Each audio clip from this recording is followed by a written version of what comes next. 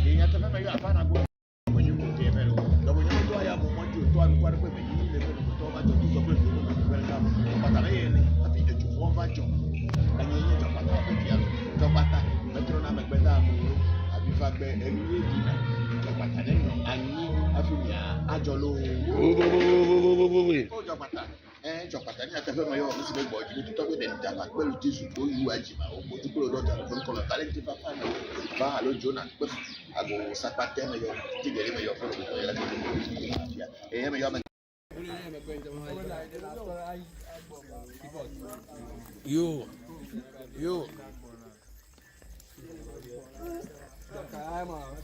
Look what the boys.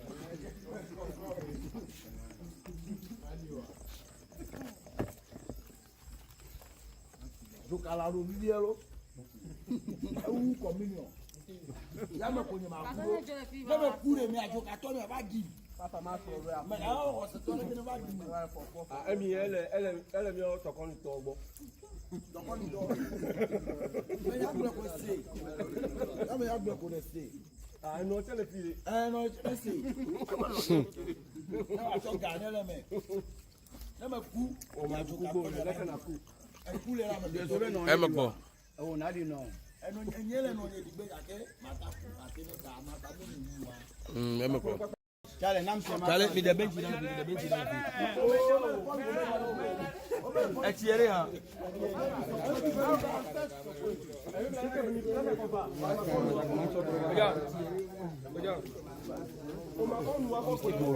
Chale off the camera, off camera.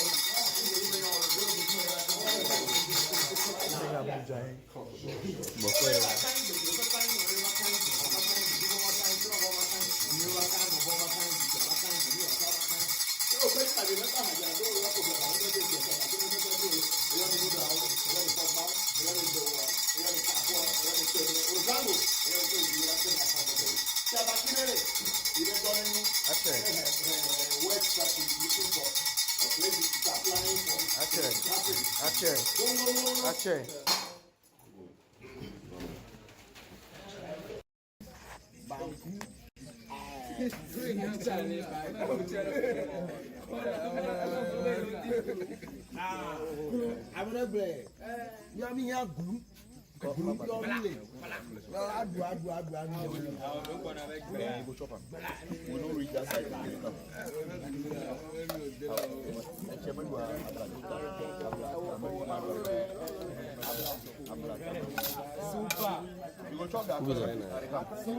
know it. Oh, China. Oh, I phone you that. Yes, phone you that. Oh, me let you have it. I have got a Tony man, the same thing Tony Jello. I better make it. Bokor mi tere no kabakawa.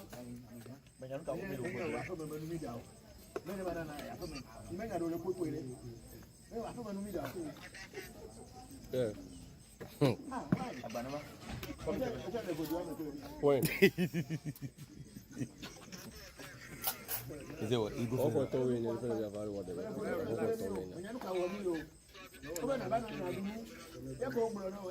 I was in line there. Is it part of the drum in the apples? Show me what's in there.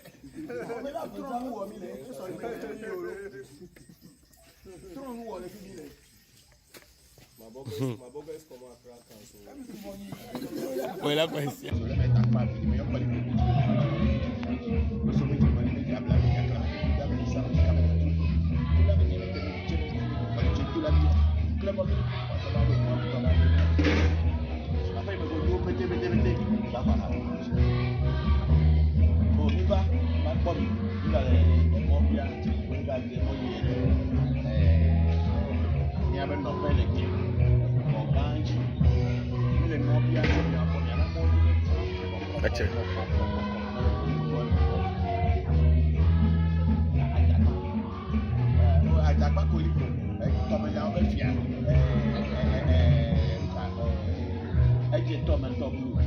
You are a tomato blue. Go me. Tobogidi.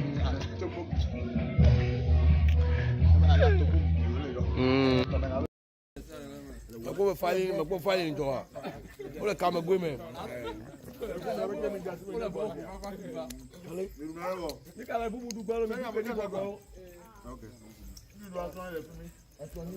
Swimming pool, le pelo mi du ni lo. Swimming pool, le pelo. Abala get money. Abala get money. Chef one. Abala get money.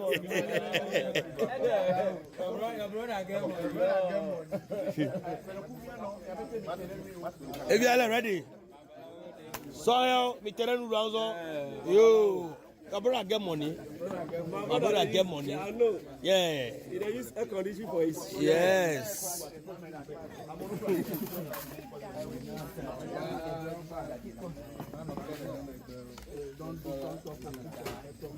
Ah, you don't get money. Maybe you don't get money. Oh, Finoi. Daddy Muchi. Wait.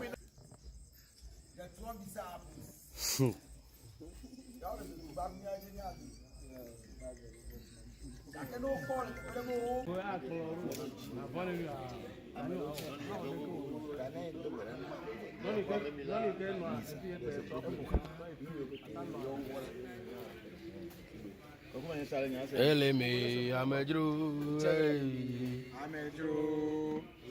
Ah, mais ça. Demole port.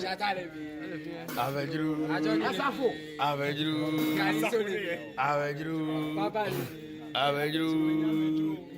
E avedru. Bicho to amefa. É com manuzo.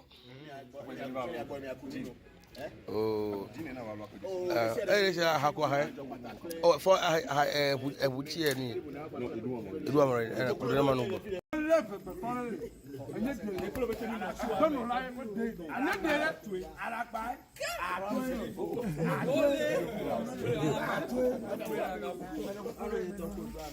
That's the politics.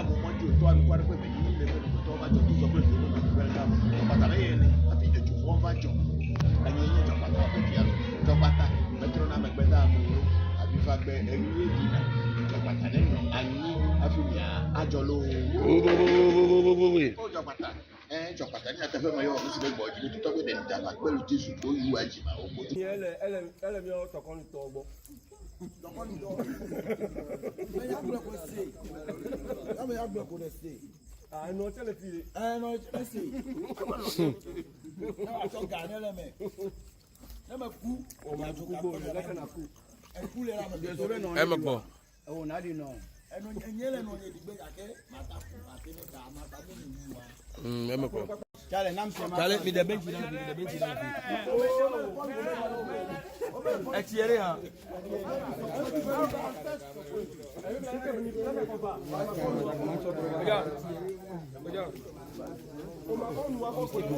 Charlie, off the camera, off camera.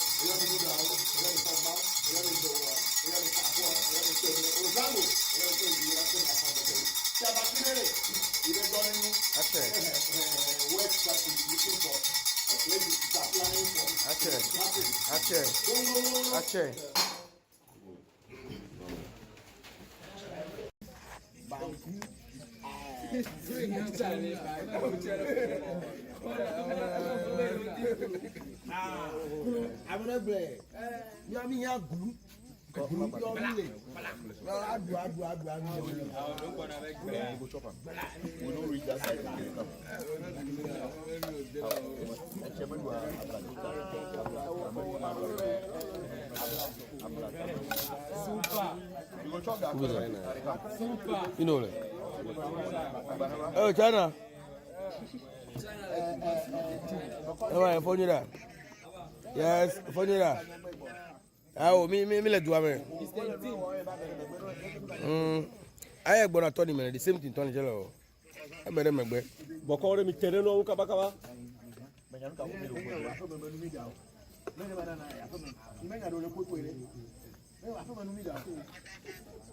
Yeah. When? Is it what? You go for What in the front of the value what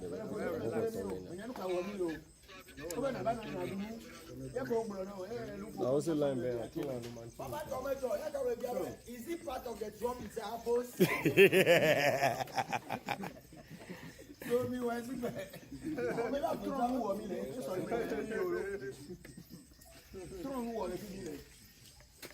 My Bokor is from Accra Council. well, that was yeah, you.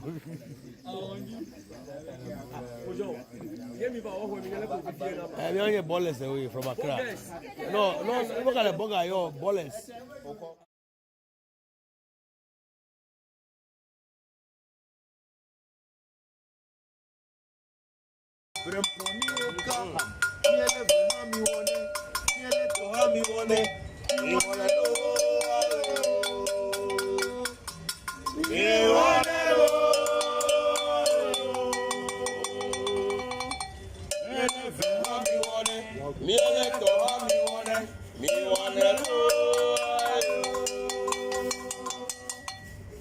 Ava mama la gali drolo. Ava mama la gali drolo. Awi now.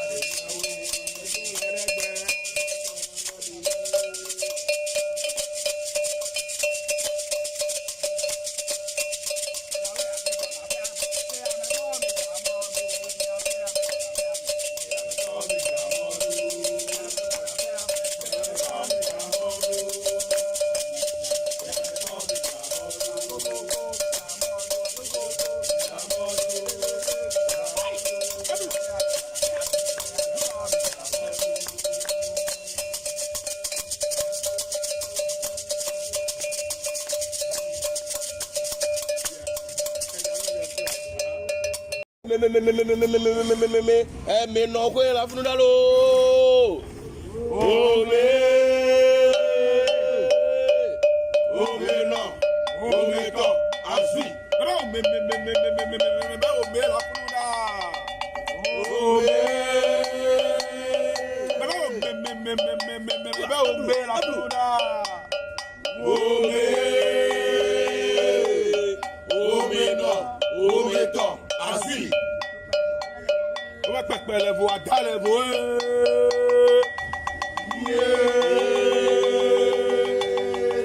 On va pas perdre les voix, dans les voix. Perdre les voix, dans les voix. On va pas perdre les voix, dans les voix.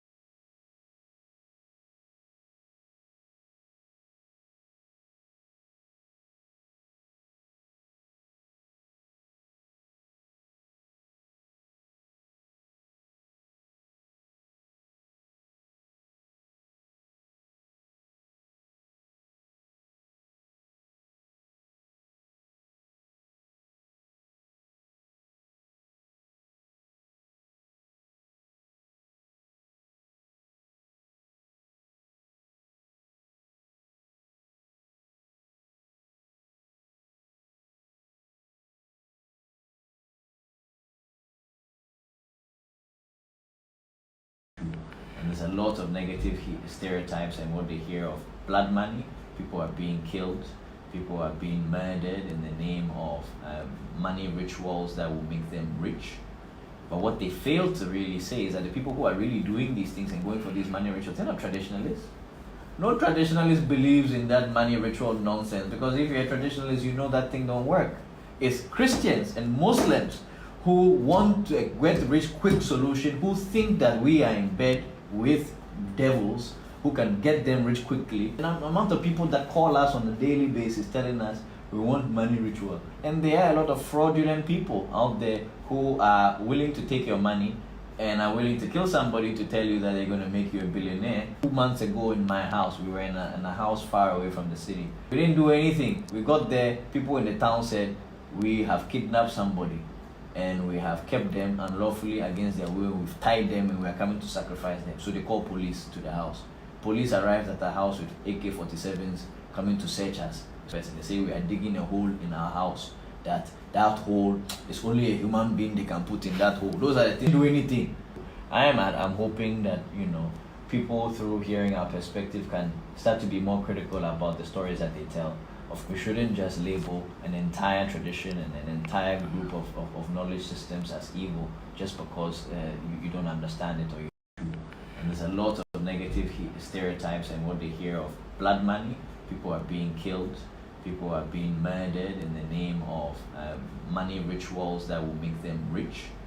But what they fail to really say is that the people who are really doing these things and going for these money rituals, they're not traditionalists. No traditionalist believes in that money ritual nonsense, because if you're a traditionalist, you know that thing don't work. It's Christians and Muslims who want to get rich quick solution, who think that we are in bed with devils who can get them rich quickly. The amount of people that call us on a daily basis telling us we want money ritual. And there are a lot of fraudulent people out there who are willing to take your money and are willing to kill somebody to tell you that they're going to make you a billionaire. 2 months ago in my house, we were in a house far away from the city. We didn't do anything. We got there, people in the town said, we have kidnapped somebody and we have kept them unlawfully against their will. We've tied them and we are coming to sacrifice them. So they called police to the house.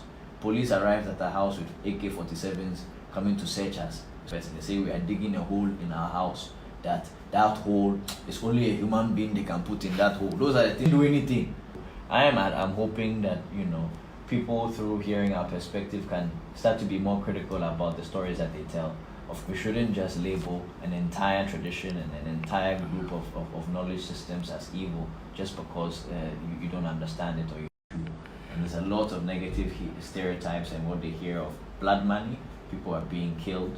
People are being murdered in the name of money rituals that will make them rich. But what they fail to really say is that the people who are really doing these things and going for these money rituals, they're not traditionalists. No traditionalist believes in that money ritual nonsense, because if you're a traditionalist, you know that thing don't work. It's Christians and Muslims who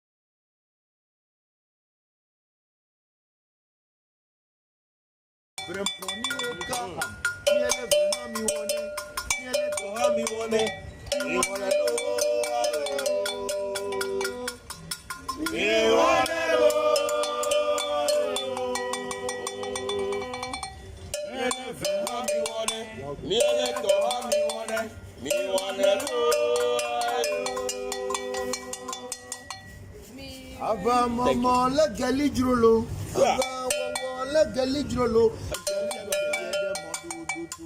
Awi now.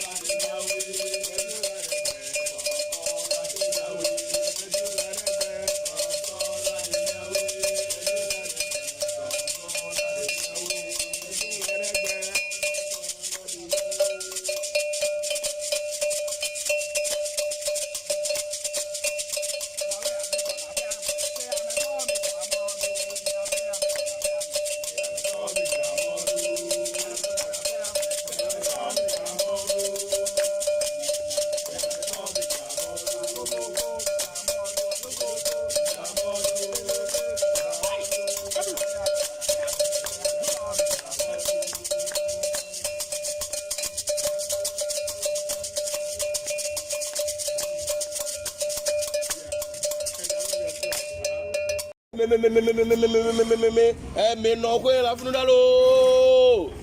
Oh me no, oh me to, asui. Oh me la funudalo. Oh me la funudalo.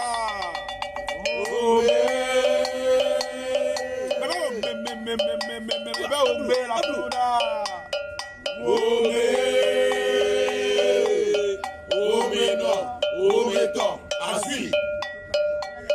On va faire les voix, dans les voix.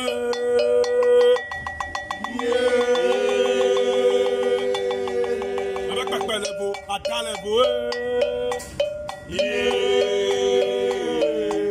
Faire les voix, dans les voix. On va faire les voix, dans les voix.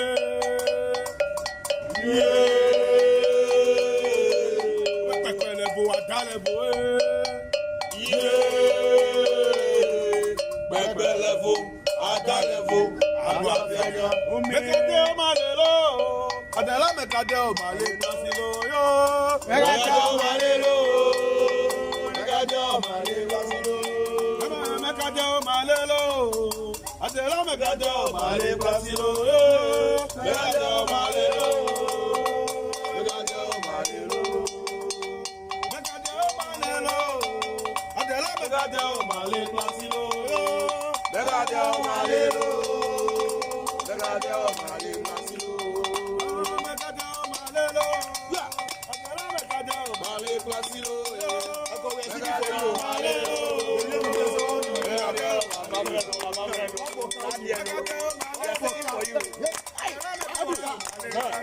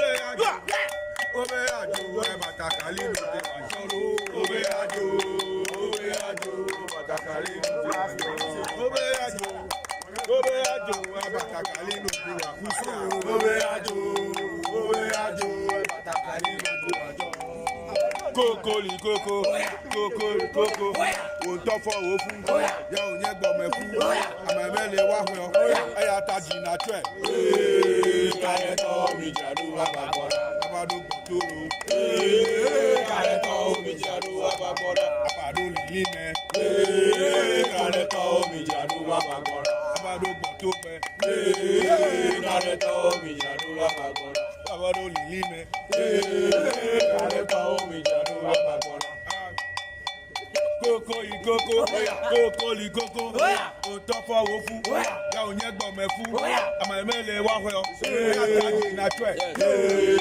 Kale so bi adula amado lilime. Kale so bi adula pagbona, abado botogbe. Kale so bi adula pagbona, abado lilime. Kale so bi adula pagbona. Mimugba. Bremponi oka, miele vena mi wone, miele toha mi wone, mi wone lo, mi wone lo, miele vena mi wone, miele toha mi wone, mi wone lo. Ava mama le gali jrolo, ava mama le gali jrolo. We know.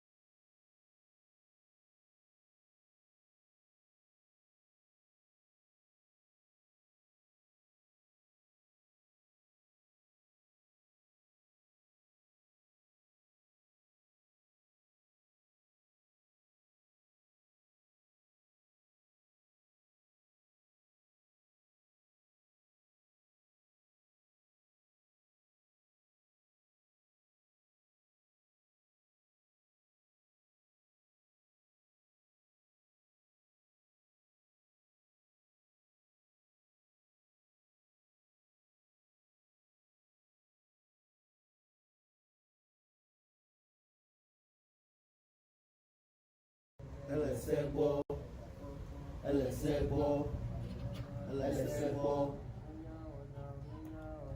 Sendo menya wona.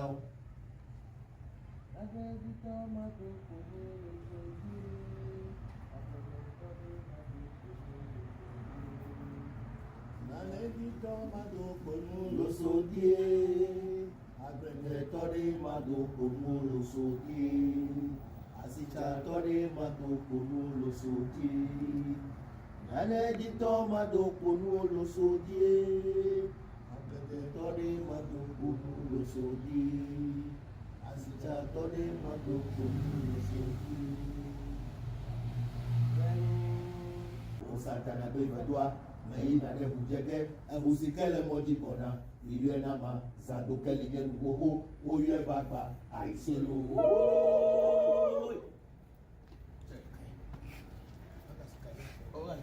yes ni yo epere agbaye le na bi afua mande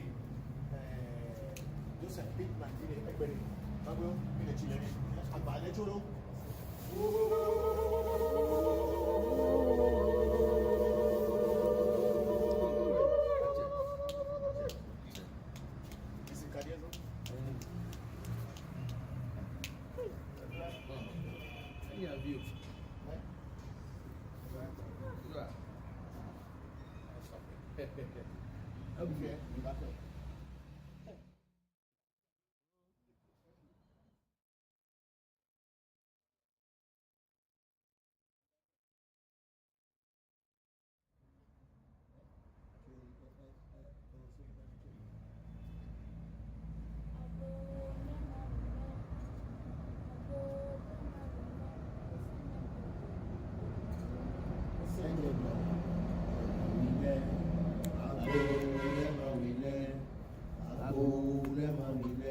Senye biago, lemawile, senye bianaka, lemawile, ago, lemawile, ago, lemawile, senye biago, lemawile, senye bianaka, lemawile, ago, lemawile, ago, lemawile, senye biago, lemawile, senye bianaka, lemawile.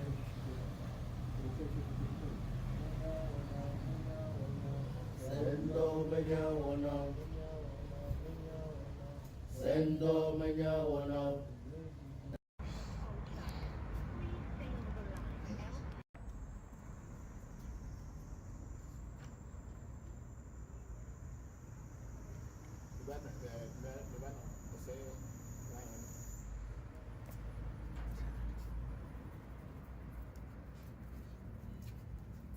America abune LSebo, LSebo, LSebo.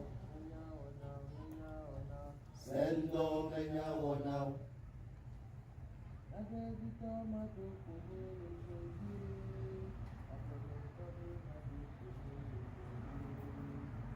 Nanedito mado komulo sodie. Agrenetori mado komulo sodie. Asichatori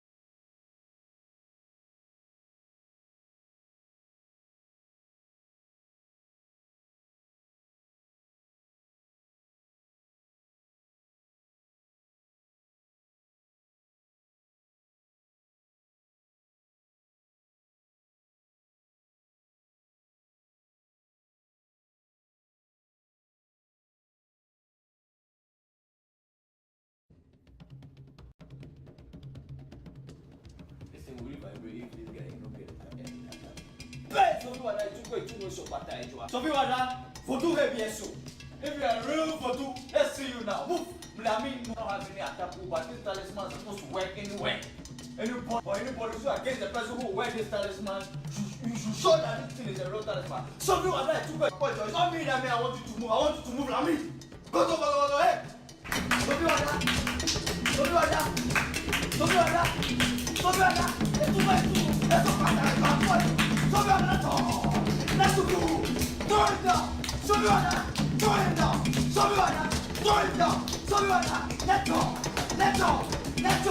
Let's go. Okay.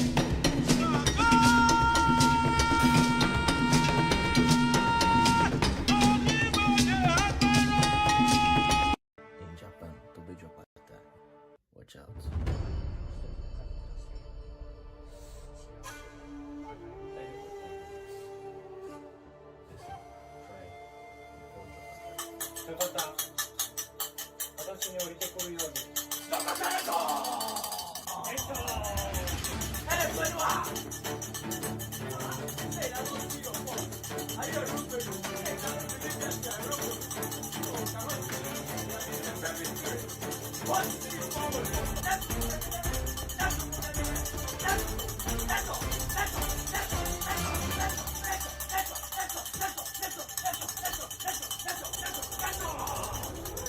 いや、ほんとすごい。もう、自分が思ってた以上に揺らされて、スピリッツが自分に一緒にいるっていうことが本当に実感できました。Good job.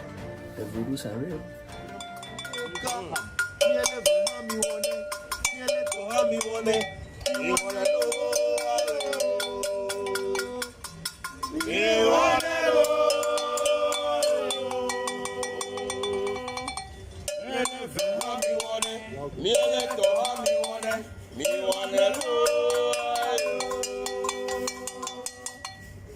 Ava mama la gali drolo. Ava mama la gali drolo. Awi now.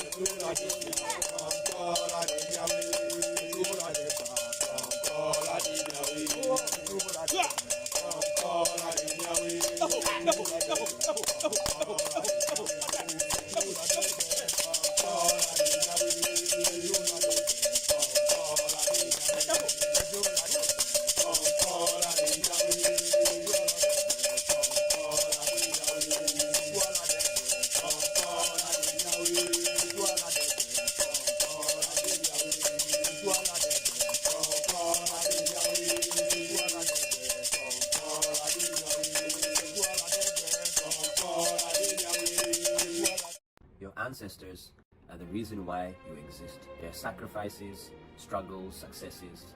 That's the reason why you exist the way you exist. The shape of your nose, everything. What you like, what you don't like. All of these things are influenced by our ancestors. And that is why it is important in Voodoo practice to acknowledge, honor, and venerate your ancestors. Same way Jimbo Takejiro, Jimbo Ichiro, all those other great men before me came. They were able to do that. So me as their son, I want to do so. And I want you to defend my family. Your ancestors are the reason why you exist. Their sacrifices, struggles, successes. That's the reason why you exist the way you exist. The shape of your nose, everything. What you like, what you don't like. All of these things are influenced by our ancestors. And that is why it is important in Voodoo practice to acknowledge, honor, and venerate your ancestors. Same way Jimbo Takejiro, Jimbo Ichiro, all those other great men before me came. They were able to do that. So me as their son, I want to do so. And I want you to defend my family.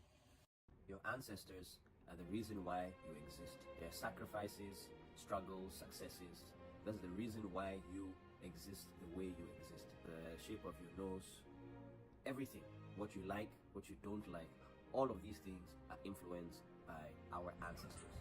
And that is why it is important in Voodoo practice to acknowledge, honor, and venerate your ancestors. Same way Jimbo Takejiro, Jimbo Ichiro, all those other great men before me came. They were able to do that. So me as their son, I want to do so. And I want you to defend my family.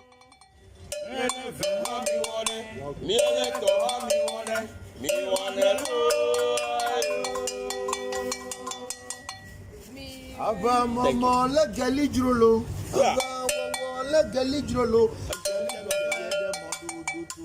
Awi now.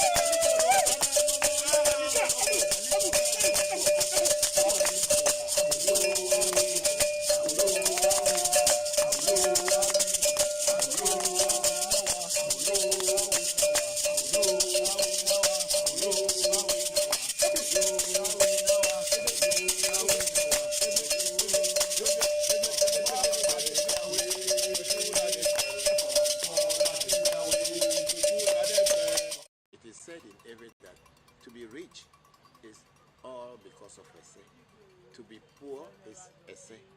To be handsome, it's essay. To be clever, it's essay. We say it in Ewe Vodu. Giving birth to beautiful and good children, it's essay. Esronye dede, getting a good wife or getting a good husband, it's how your say is. The kajeje, handsomeness, beautifulness, all is because of us. Destiny plays a very, very big role in Voodoo. So for me being a Voodoo priest today is because of my destiny. So this essay is negative and positive.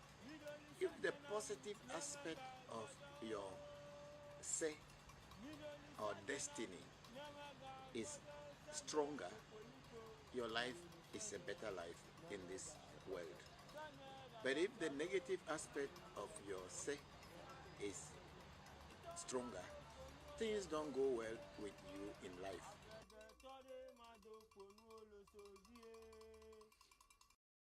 When diving into African spirituality, how can you tell the genuine priests from the fake ones? Tip number 1. Legitimate priests do not go chasing and harassing clients on social media. True priests always let clients reach out to them, and this is usually done through referrals. Tip number 2.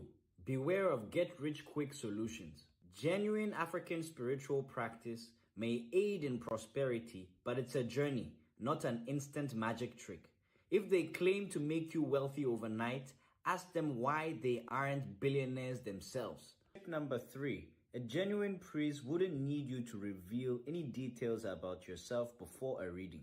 In the divination, the oracle should know the problem, not the other way around. Tip number 4. Take advice from priests and priestesses that are actually doing the work, not just talking about it on social media or belonging to families or communities doing the work. If a practitioner has not completed the training period and received explicit permission from their elders to do this work, you should not be taking their advice because they are still amateurs. Seek wisdom, but be wary. Don't let the traditions be tainted by charlatans. What's been your experience with African spiritual priests? Let's keep our traditions authentic. Share this reel and spread awareness. It is said in Ewe that to be rich is all because of a say. To be poor is a say. To be handsome, it's a say. To be clever, it's a say. We say it in Ewe, Voncujovi, giving birth to beautiful and good children, it's a say.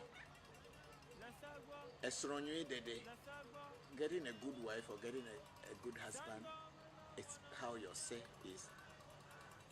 The kajeje, handsomeness, beautifulness, all is because of us. Destiny plays a very, very big role in Voodoo. So for me being a Voodoo priest today is because of my destiny. So this essay is negative and positive. If the positive aspect of your say or destiny is stronger, your life is a better life in this world. But if the negative aspect of your say is stronger, things don't go well with you in life.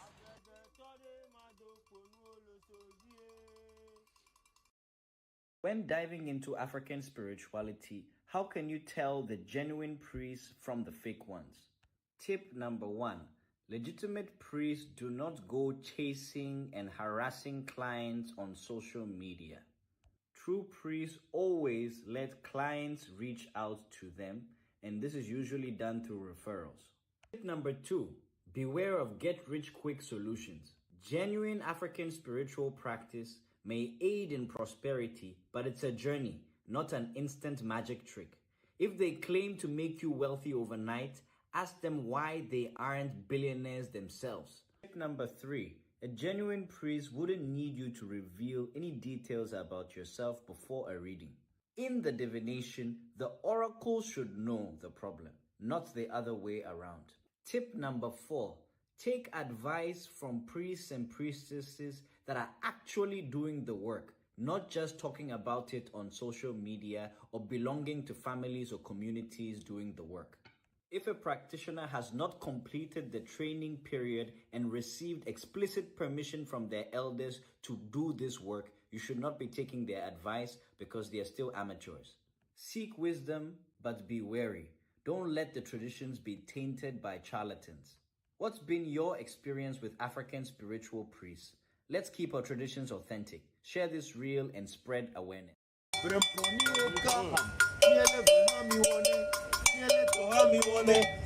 wanna know Ava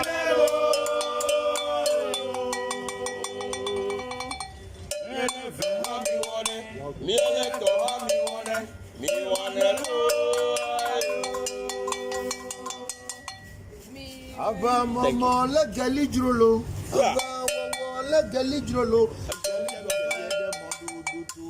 Awi now.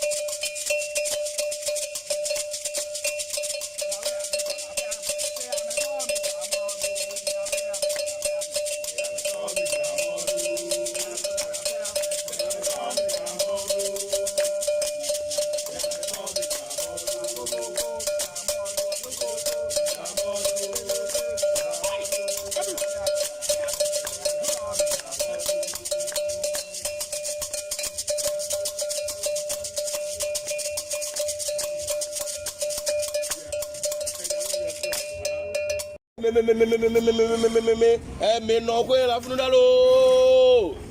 Oh me no, oh me to, asui. Oh me la funudalo. Oh me la funudalo.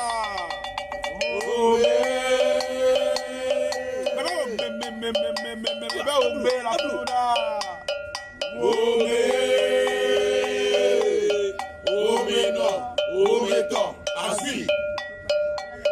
On va pas les voix dans les voix.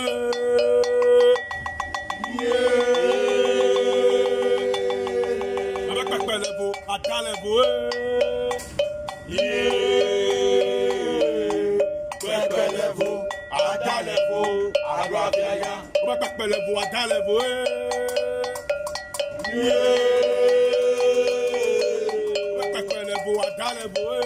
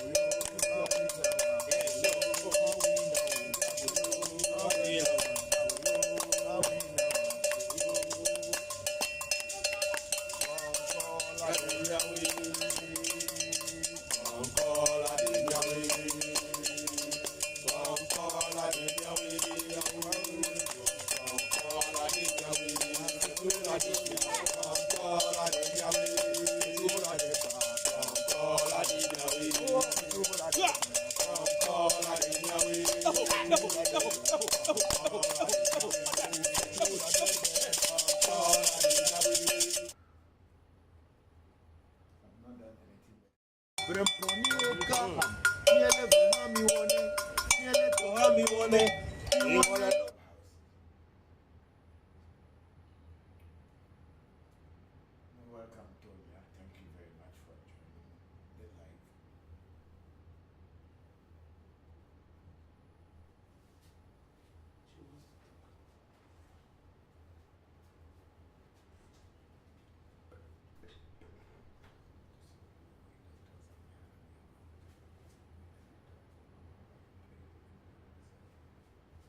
And she can talk. Yes. Hello, Tonya. You can go ahead and speak, please. Good afternoon, Papa. Thank you for always doing the show. It's always appreciated to listen to your wisdom. Thank you too. Thank you all for making it possible. Thank you for always joining. I'm grateful to all of you.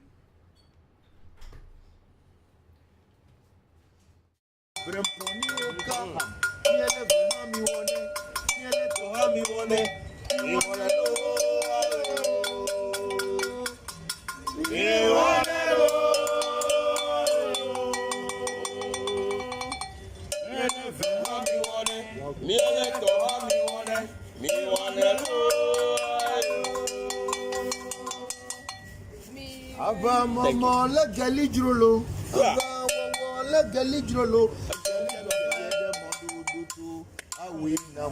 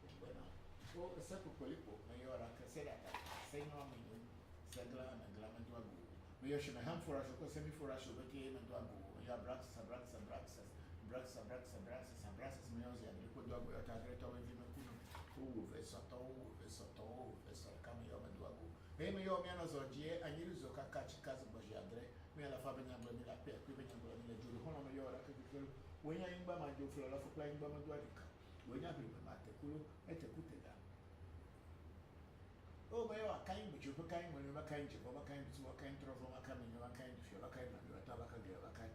But if I remember, I had a dollar couple of $100, so what did you? Maybe you know, maybe Hogbow, but walk up when you Zango, maybe a hog vessel. You're a cool job at Tajamaku, for coming about when you travel Voodoo and the cool quarter for me from a new here. When you met I am all on you to inquire when you need a paper, but Tomato, two chocolate woman of America, but a very happy at your home, but you ain't your pata, Pefia, or pata. Metrona, the dam, I be fat by dinner. Chopata, I think I do Chopata and Chopata, I have to si na bo dire tuta we nta pa pelu ti zubolu ajima ogboju kulo do jaro fen come Valenti fa melo va allo jo na pofu ago sapate me yo ati geri me yo guru me yo Allah fia ye me yo me gase se geja papa se se ta we geje ba ha o me yo brahini me yo bo chi me yo me foli ko mo na ke bo mi go do kuche kuma ko na ngata we kuto me na fana mi me yo toni ko se poku akubia yo na meri akoso akubia ko mo de ta se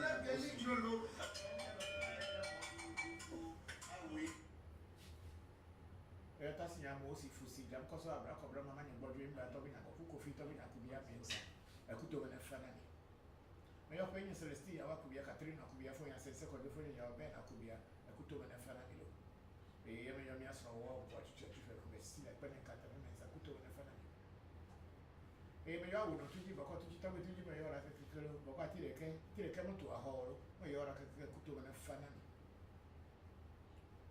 kuto me na fana go ya me ba kwa na afi so fa mo abrevi ba kwa fata wa joge kuto me na fana ni lo ya no ru le ba po le agoti me no me be ya ga to be ma se kuto me na fana ni to be na ni tu ejita to ba ko akpo hu no ya pa wa to be Abraham ji venu le chama to ba ko ga ya ra ke kuto me na fana ni lo ya me yo to be fi ato si mo kabila be nya na si yo Daniel evi ko ma la gbaro mo ko hare na ni kuto me na fana ni ye me yo amanga koku anatovi akaiba kuto me na fana oro yo amabe Harrison George ajofu kuto me na fana yo happy akoso abaji kuto me na fana ni go ya na go na fana o me yo tre video me yo bra ni video ko ni video ko bia video ko ji me na battery na ngwa te shi ma te mama te to Carpenter Road o boy gono mo pete si Pinterest Road mo bazi museum mo pete kuto me na fana ni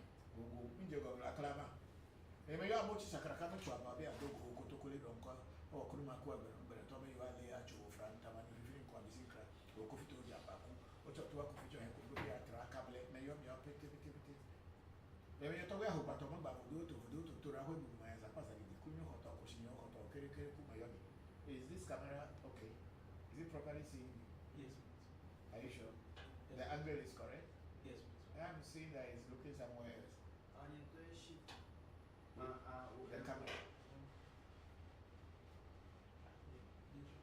Yeah, because it doesn't look like it's looking at me. But you are concentrating on the logo. But you have to move the camera a little bit this way.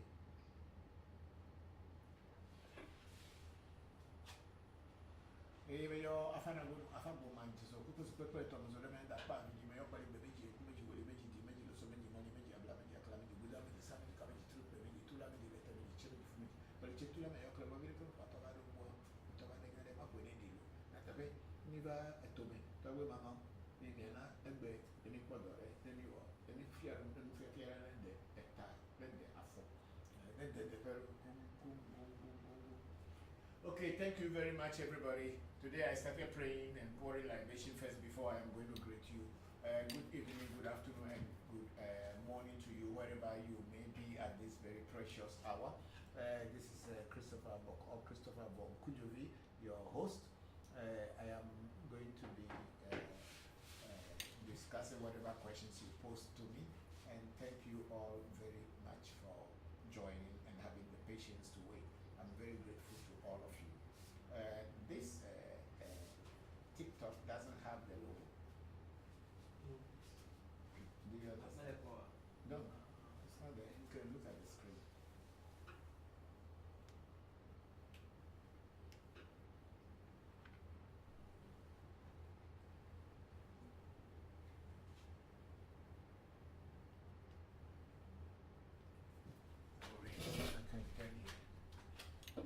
Yeah, so that at least our logo, if our logo is showing, then they know it's us. Yes. For tomorrow's sake. Yes, okay? Please. Yes, please. It's not my face only that matters. It's the what we are using to do the work is also matters a lot. Yeah, this is okay. Yes, yeah, with this, people can see my face, they can see the logo also, and we can go on. And then make sure you plug the phone as well as the this thing. If it's too far away, bring it closer. Bring it closer here. There's nothing wrong with it. Yes. Yes. There's nothing wrong with it at all.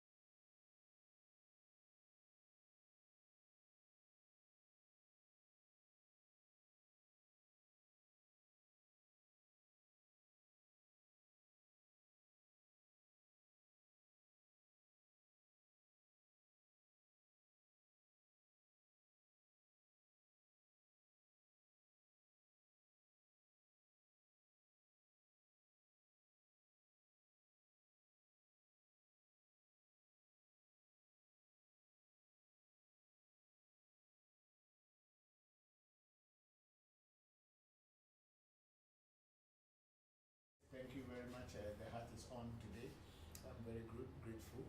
And then we have Engineer Graham KG Wilberforce, my son in Hungary. As the Kojo, say greetings, Papa, and everyone in AMT. Thank you very much, Kojo. I hope you are fine. How are things with you? You can send me information on WhatsApp after the program. Thank you very much. And then we have Togbi Ogidiga. Pros and greetings, Papa. Greetings to you, Togbi Ogidiga. I'm very grateful that you joined. And then we have it's now with this thing. See?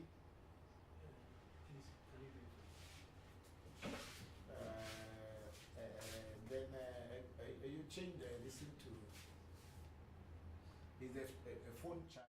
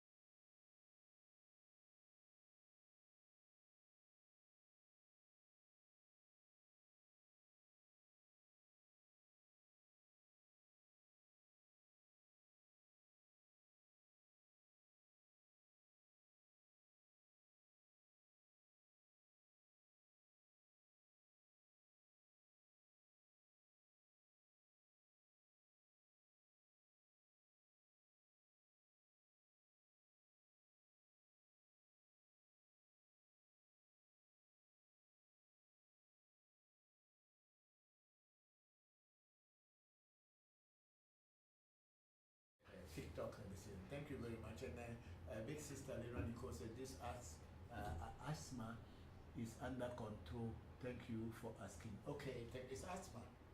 Oh, I see. Maybe one day when we meet physically, I will teach you some medicine. Thank you. Okay, so here we are. Let's go on to Facebook or anything. And then we have Toby Jigbeza, Sasoka says greetings and good day, Papa.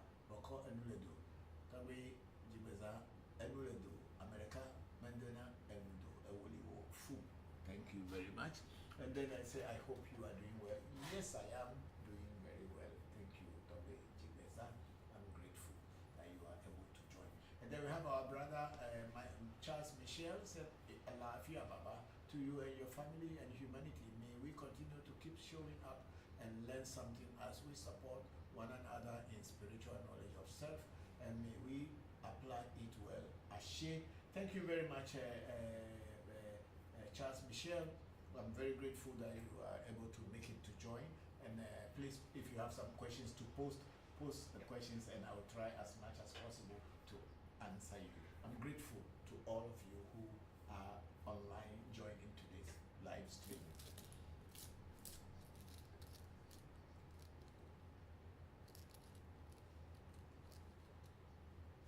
They tell Senna and all, they should also join. Yes. They should join. They are in Thailand now. They should join join from Thailand, Seiram and all this, because now it's 7 hours. We are now 4:35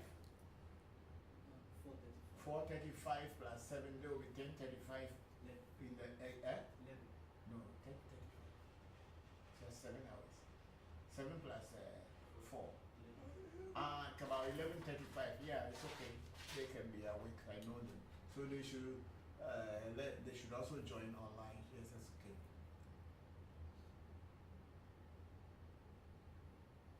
And then we have somebody here with the name Lam or I am saying good afternoon. And then Engineer Graham Kojo Jane they reached safely. Yes, they did. They reached Thailand safely. They are there, so you can contact them. They are all there. Seiram is there. Mauli, your big brother, is there. Sena is there, and Pele too is there. They are all there. They have reached safely. Thank you for that. Yeah. Okay. So let's go on with other places here.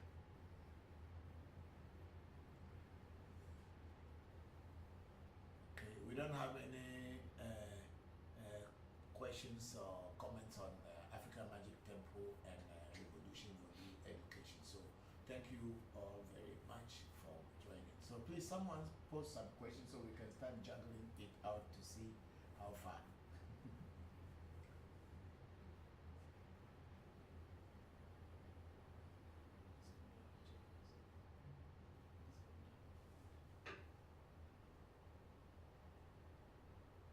And then I am saying, do Emma have feeling for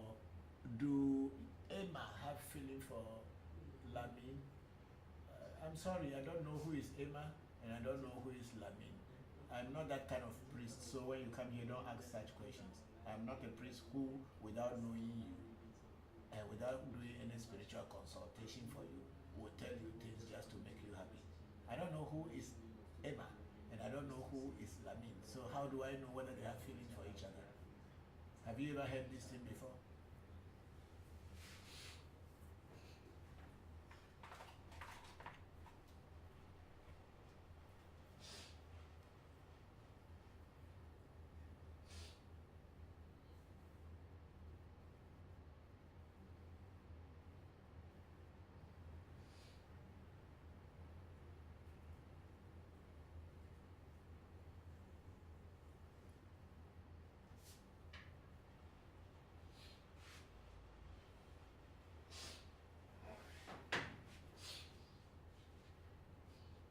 Okay, I think we don't have anything to, any questions to answer here.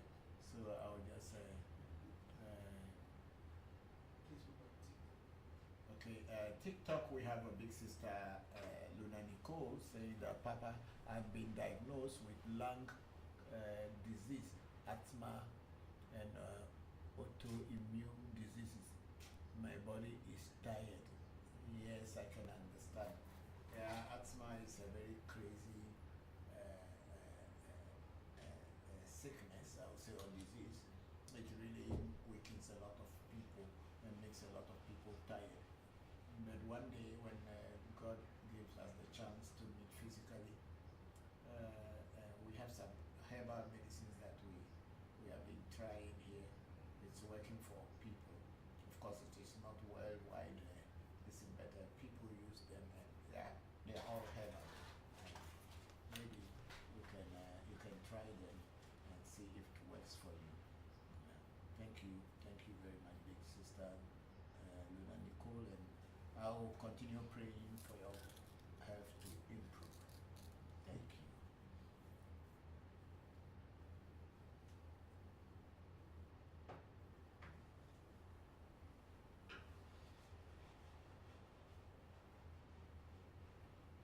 Somebody posted something on YouTube. Oh, it's the same. Okay, it's Charles Michel. Okay, that's the old one I read already.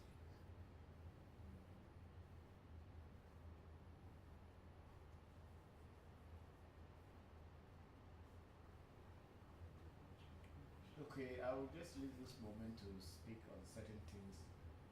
Recently, one of our brothers who at one time had been on this program with me, I haven't heard from the family because I don't have any direct link to their family. But I was alerted by some of his clients, and also I check on a friend who came from the same village or the same town where he came from, and I heard that he has passed on. And my condolences to the family and to all the numerous clients he has or he had when he was alive. And I'm talking in no person than our brother Dr. Labi Cosmos, who is one of the greatest herbal doctors that I have had personal interactions with. And so the YouTube is low. Somebody was saying the YouTube is low, so please you people check it and see what's going on there. Yeah. So Dr. Labi Cosmos has been somebody I have known personally, and I have worked with him personally. And I've also introduced him to a lot of people who were having challenges with their physical health. But I had been off Facebook for a long time. I came back for about a month, and then the bullying and all this thing made me to again suspend my account. So whatever was happening in his life, I wasn't watching it on Facebook. But then unfortunately he has my number, that maybe in times like that, what he was going through,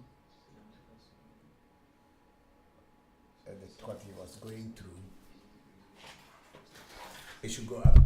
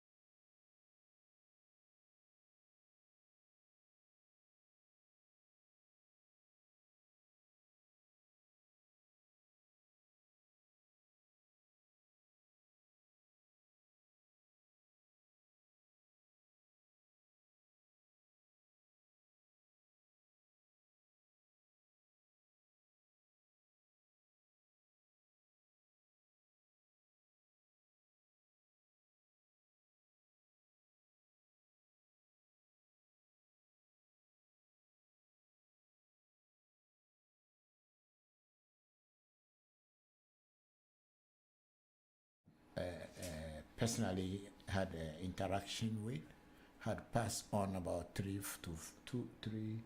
weeks ago, roughly 2 weeks ago, or about 2 weeks ago, or a little bit more, I don't know. But I pay my condolences and all my respect to him and to his family.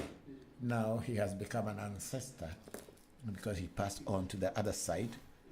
We will be praying to him and pouring libation in his memory to strengthen his spirit, so that when he comes back again into this physical world, he will be able to do greater things than he has done in the past.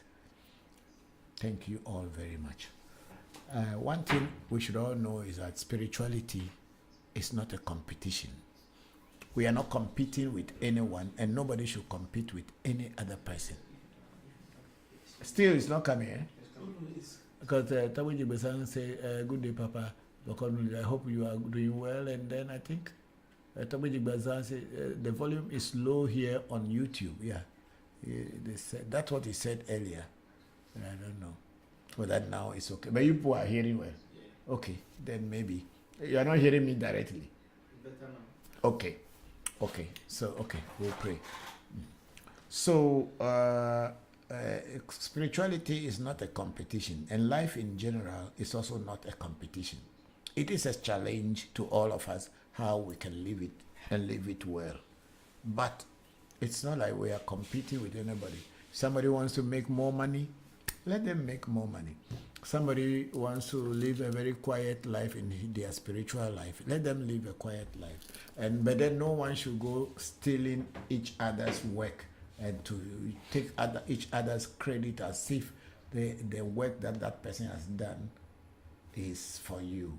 What I can advise is that when you see that someone has some information or some knowledge or wisdom, whatever, and you like it and you don't have it, go to the person, ask the person to teach you how he was able to know that. And if the person is ready to share it with you, then let them share with you. If they are not ready to share it with you, go out looking for that same information in other places. There's high possibility that many other people may also have the information. So you don't envy each other, and you don't try to kill each other because someone is doing better or somebody's name is more popular than another person. So you will be doing that. It's not very good, because I heard that at one time when I was off Facebook, some people had attacked him and he placed it on Facebook. Why do you attack your friends or attack people in this field of spirituality? We are all teaching the world how to move forward, especially we, the African people, the Africans in the motherland and the Africans in the diaspora. We are just trying to retrace our roots so that the deceit that had gone with us all over the years should be lifted, or our children should not go through the same. This is why African Magic Temple, and I believe all other people, this is the reason why we are all here. If what we are doing is good and we make money out of it to support ourselves, fine. But if we are not even able to make money out of it, as long as we can teach other people to know, especially Africans in Africa and also Africans in the diaspora, for us to unite to retrace our roots. It's a very sad news that Dr. Labi Cosmos had passed on. I don't know, I've not heard this from the family, but I just talked with friends who knew him, who were close to him, and they had confirmed it. My condolences and sympathy to the whole family. Okay, we have our go up on the TikTok. Okay, we have Sister Luna Nico. I truly pray I will get the opportunity to visit you at AMT by next year. We will pray and it will happen. Thank you very much, Big Sister Luna Nicole. Then we have Arabian Riches. He say, good evening, sir. Hello, good evening, Arabian Riches. I hope you are fine. Hope your family and your loved ones are fine. Thank you all very much for joining today's section. And then we have our Big Sister Luna Nicole. Say, is there a waiting time when someone dies before we pour libations and put them on the altar? I don't know about waiting time, but what I do is that once the person has passed on and his physical body is, his spiritual body is no more here, his physical body is no more active, I pour libation. I don't wait for time that until he's buried or anything. So maybe there may be some time, like people talk about 40 days that the person will cross over. Is the normal time, and I think that is coming from Egyptian background or Kemetic background. But once the person is dead, we know he's dead. He's not going to wake up again. So for me personally, I start to respect their memory and pour libation to them. Sometimes I may forget without mentioning the person's name, just because it is so fresh and you don't look at it as if the person is gone, and you may be thinking the person will come back. But as time goes by, you get to absorb the truth that the person is no more, and then of course you can be pouring libation. Yeah, because I remember when the old man died, we started pouring libation for him, and even when we brought his dead body to the house to prepare him for burial, we were pouring libation. So for me, I pour libation once I know the person has passed on. Thank you very much for that question, big sister Luna Nicole. I'm very grateful. Yes, and then we have any question more? Go back to YouTube. I think there was a question from someone there. Okay, we have Amon Graves. It's a greeting, Baba. YouTube volume is very low. Your teachings are very important, Ashe. Then Amon Graves says, sound is better now. Thank you and your staff in bringing knowledge and patience for our understanding, Ashe. We are very grateful to you, Amon Graves. And then Togwe Jigbezan Sesoka, Bokor. Togwe Jigbezan Sesoka. It sounds much better now, Papa. I thank God. Okay, thank you very much, Togwe Jigbezan, for bringing our attention to that. I think I need to move this thing inside like that. Okay, I think it's okay. So you people can hear if it's better, much better now, then I can know. Thank you.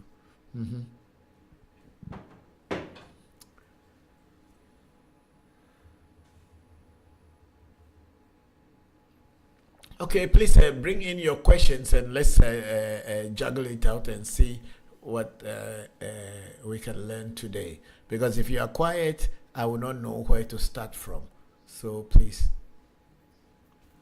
Recently, we had posted on our pages that we have our priests in Thailand. They've just arrived in Thailand yesterday, the 21st of September. We have Bokor Mauli, my eldest son. And then we have Bokor Sena, my other son, another son. And then also we have Bokor Pele, Voncujovi, my son that follows Sena, and also Bokor Seiram Yao Voncujovi, who follows Sena Pele among my children. They are all in Thailand. They arrived yesterday. Sena came from China. Bokor Pele came from Japan. And Bokor Mauli and Seiram left from Accra, Ghana. They are in Thailand now. They are going there to learn so many things and also to pass on knowledge to people who may need their knowledge or wisdom. So if you have any of your people or anybody is in Southeast Asia, especially Thailand, Malaysia, Singapore, you can access them very easily over there. They will be there for about 6 to 8 weeks, and then they will be back here. So please contact them. You learn 1 or 2 things from them. They are all well-versed priests from African Magic Temple, and they are all my biological children.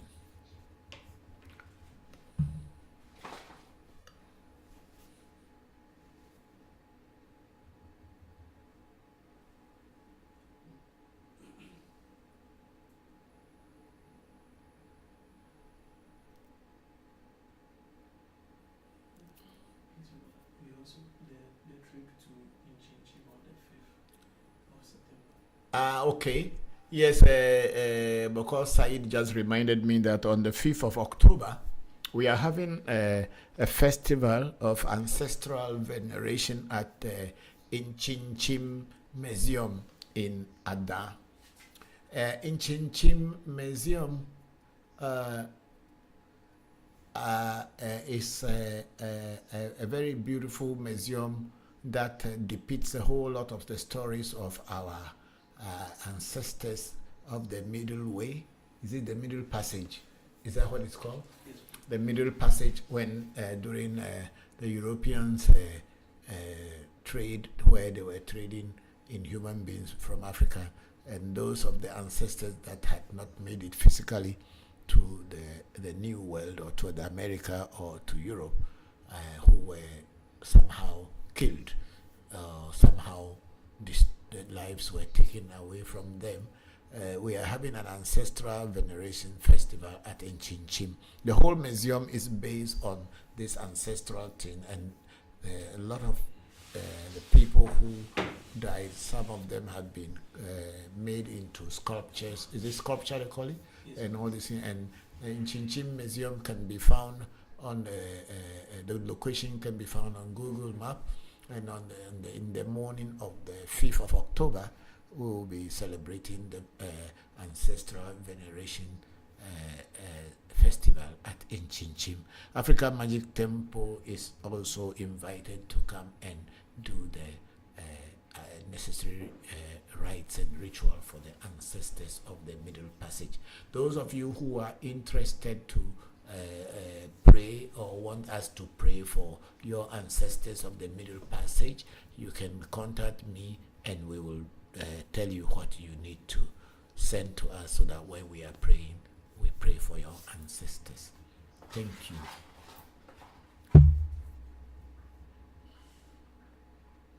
But why this thing is shaking like this today? You see? Is it because it's too tall?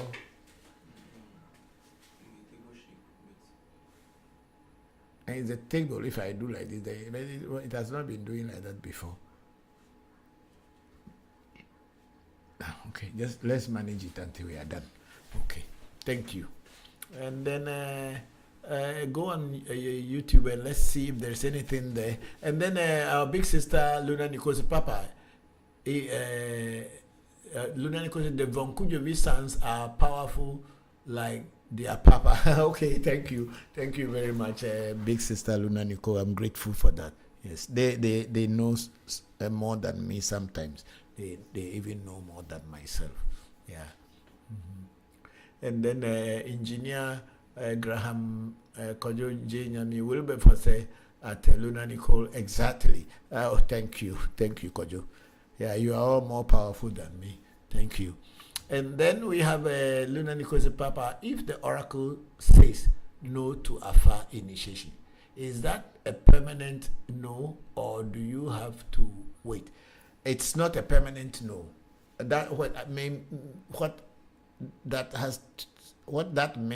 is that the oracle at that moment realized that that is not your time. But then when after 17 days, when you consult the oracle again, if it thinks that it is okay, it will give you the go ahead and say you should be initiated. I don't know why the oracle has its time to say such things, but that's what we follow. Whatever it says, we follow it and we do just as such. Yeah. Thank you very much for that question, big sister Luna Nicole. And then big sister Luna Nicole again, if you have to wait, what are we waiting for? And how long is the time? Is it? Yes. Oh, I don't know what we are waiting for. And the time too, I cannot tell because I don't know. That's why after 17 days, you still can do a reading to that effect to find out if it is okay now. Because there was a time I was supposed to initiate a student and they were preparing to come. So I did a reading with the oracle to find out that is it time for me to initiate these people, or is it their time for them to be initiated? And the oracle said in one of the Odus, I cannot remember the Odu, but I know the story that if I should initiate that person at that time, what will happen is that after the initiation, there will be an enmity, or myself and the person I'm initiating, there will be a problem between us. And this is from the spirit world. They know why they were saying so. So that time wasn't the time to initiate. the person. So we have postponed it, and the person hasn't come back yet for initiation, but I believe that this time it will be okay for them to be initiated. Yeah. So sometimes the spirit, that's why we consult. We don't know anything, because the recent initiations I did also, I remember that I was going to do an initiation for Lady Bokor, and the initiation before the initiation we did a reading, and the spirits told us to do something very quickly, otherwise the person may die when during the spirits something may happen during the initiation and we will be in trouble. So we did the necessary rituals that the oracle told us, and then we were able to initiate, and everything went on very successfully. So at Africa Magic Temple, we don't just rush into initiating people just because the person says, oh, I want to pay you to initiate me. Yes, of course, we also want money to take care of ourselves and to run the shrine and run other activities. But whatever we will do, we will first consult the spirit well to find out what is their take on what we are about to do, and whatever directions they give us, we follow. Thank you very much for that question, big sister Luna Nicole.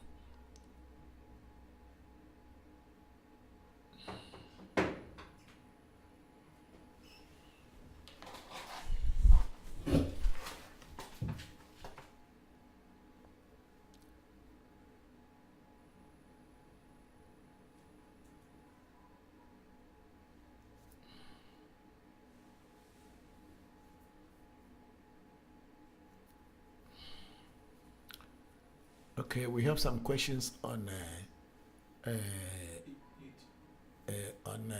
YouTube, right? Yes. Okay, we have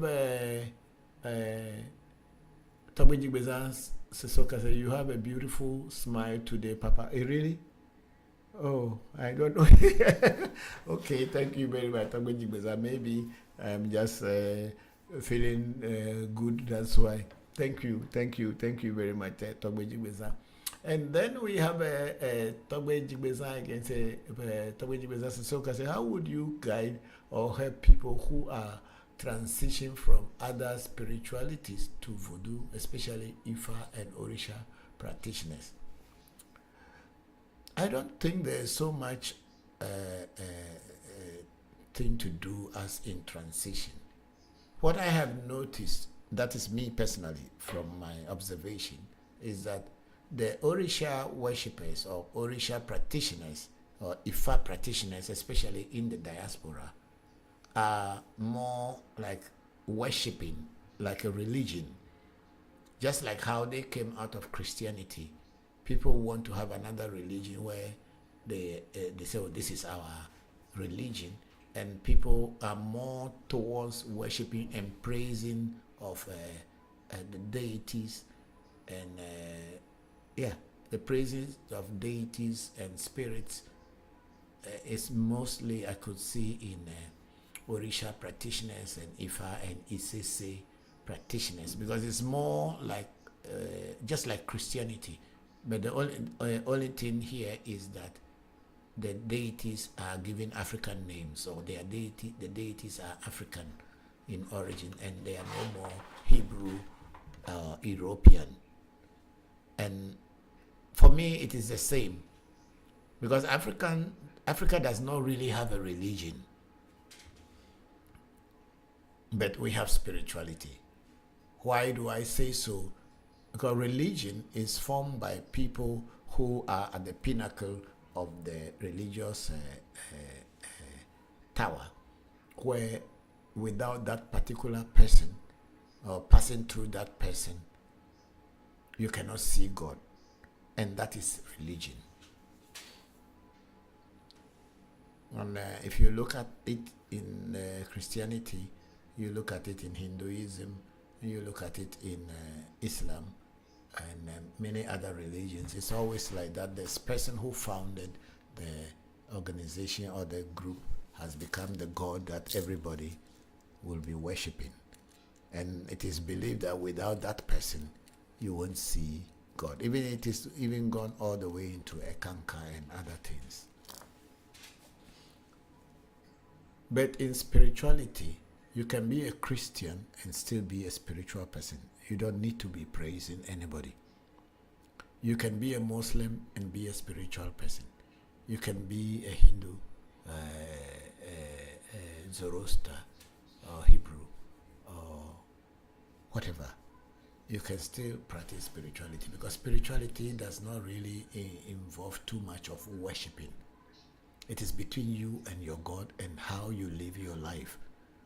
So, people who are transitioning from Isese, Ifa, or Orisha practitioners, they, if they are coming into Voodoo, especially the Voodoo that we at African Magic Temple we work with, or the Voodoos that we work with, then the person have to drop that religious aspect. The relationship that we teach at African Magic Temple is partnership between you and the spirit. Because the spirit is in the spirit world and you are in the physical world. The spirit needs you as a human being in the physical world to be able to work. And then you also as a human being, you need the spirit in the spirit world, in the spiritual realm, to be able to work. So you and the spirit become more like partners than somebody of master and a servant situation, which is very common in religion.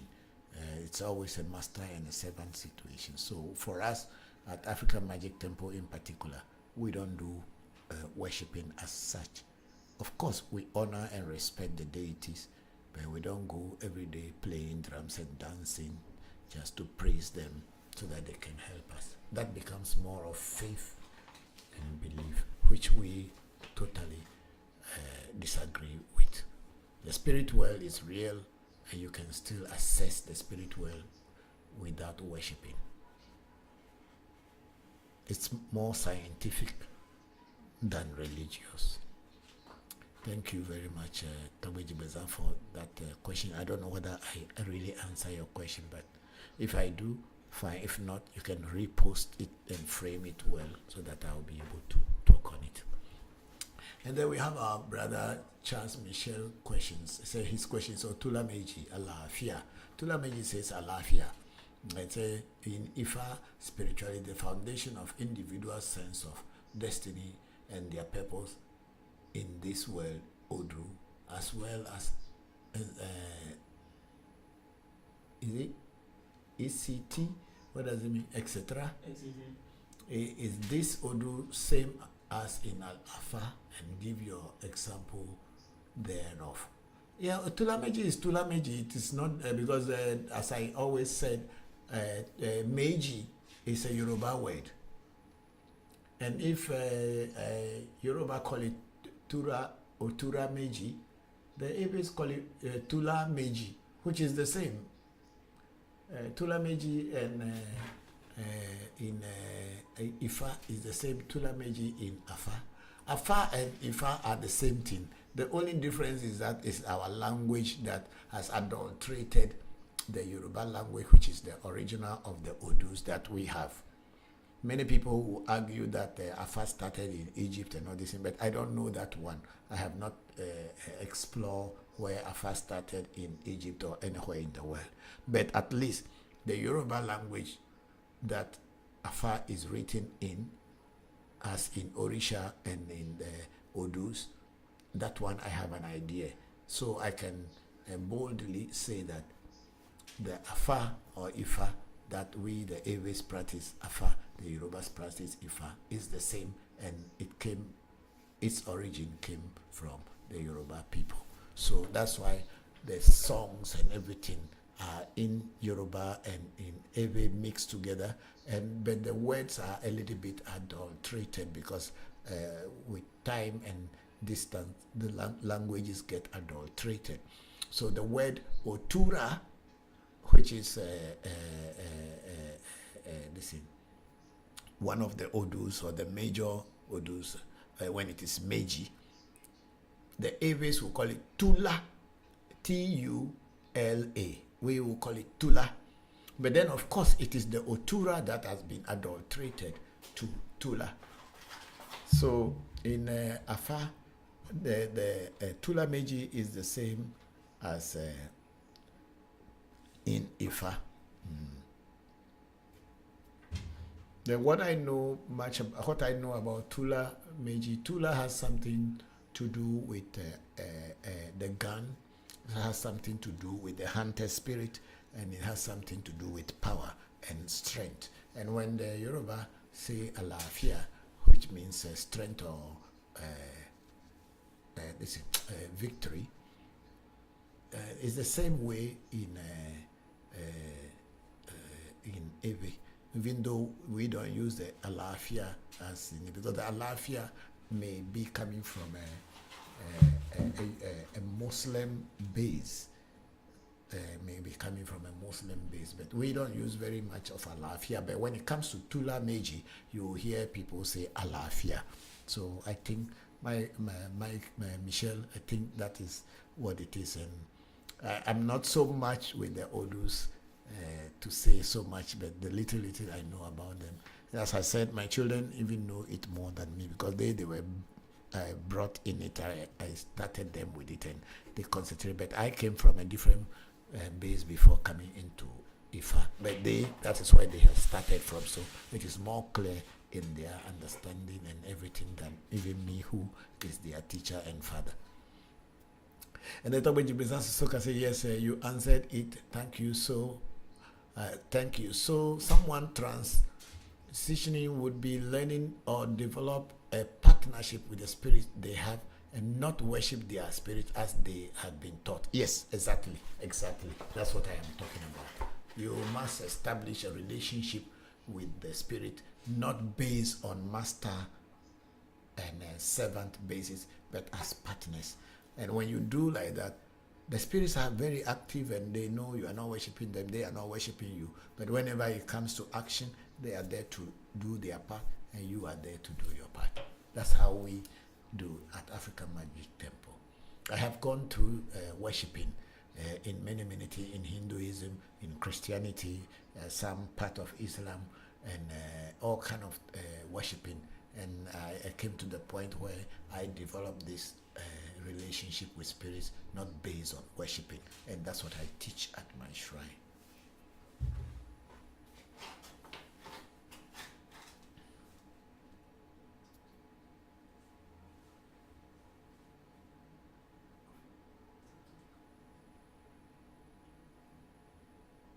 Okay, we are on TikTok now, and then big sister Luna Nicole said, Papa, can one be initiated into anything else, Kauri, Mami Water, and so on, if the oracle says no to Afa? Of course, yes, you can be initiated into any other thing, even into Voodoo and all other things.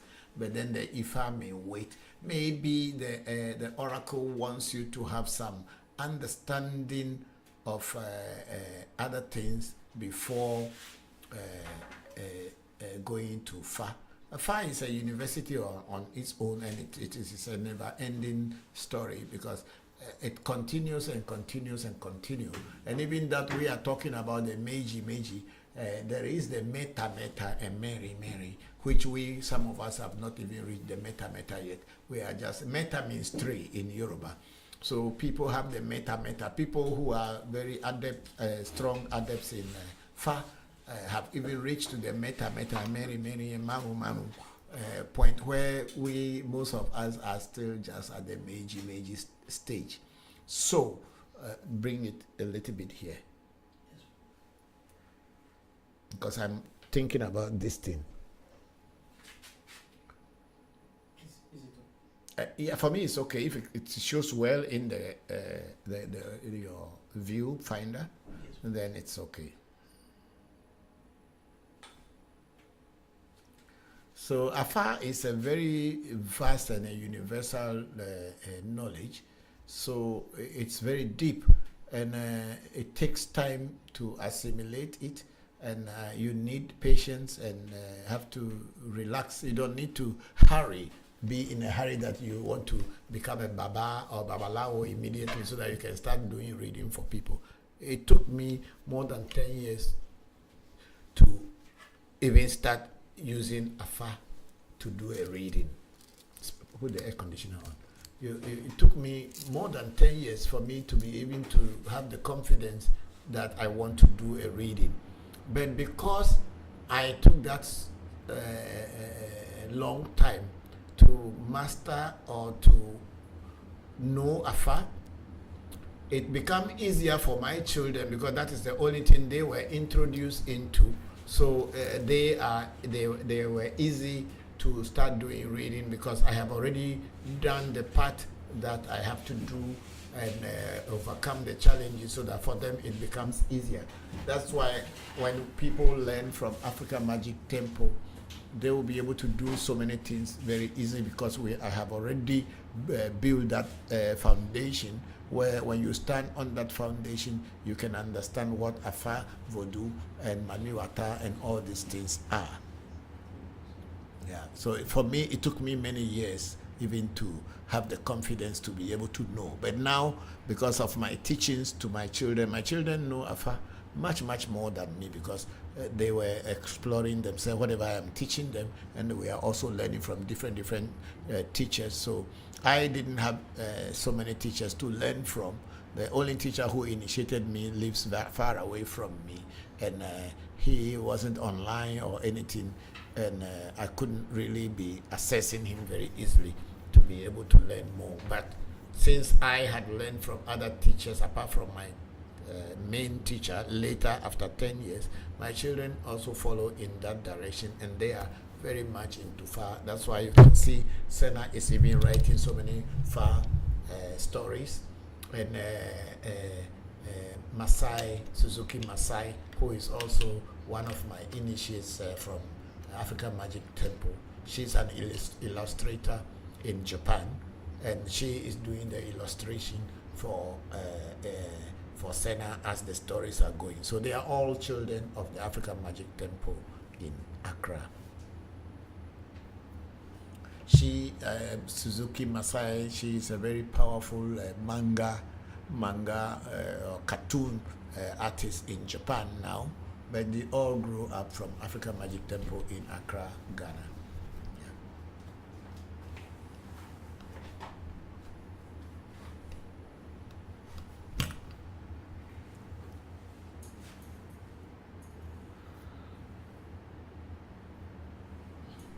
Okay, we have our daughter, sister, Sunshine here. Say hi, Papa. Good afternoon to you and everyone at AMT.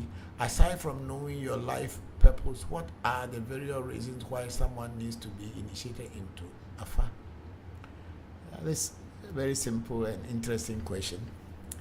Because apart from knowing your life purpose, because what is the purpose of you here? And that is what will determine what kind of work you will do and what kind of activities you should concentrate on.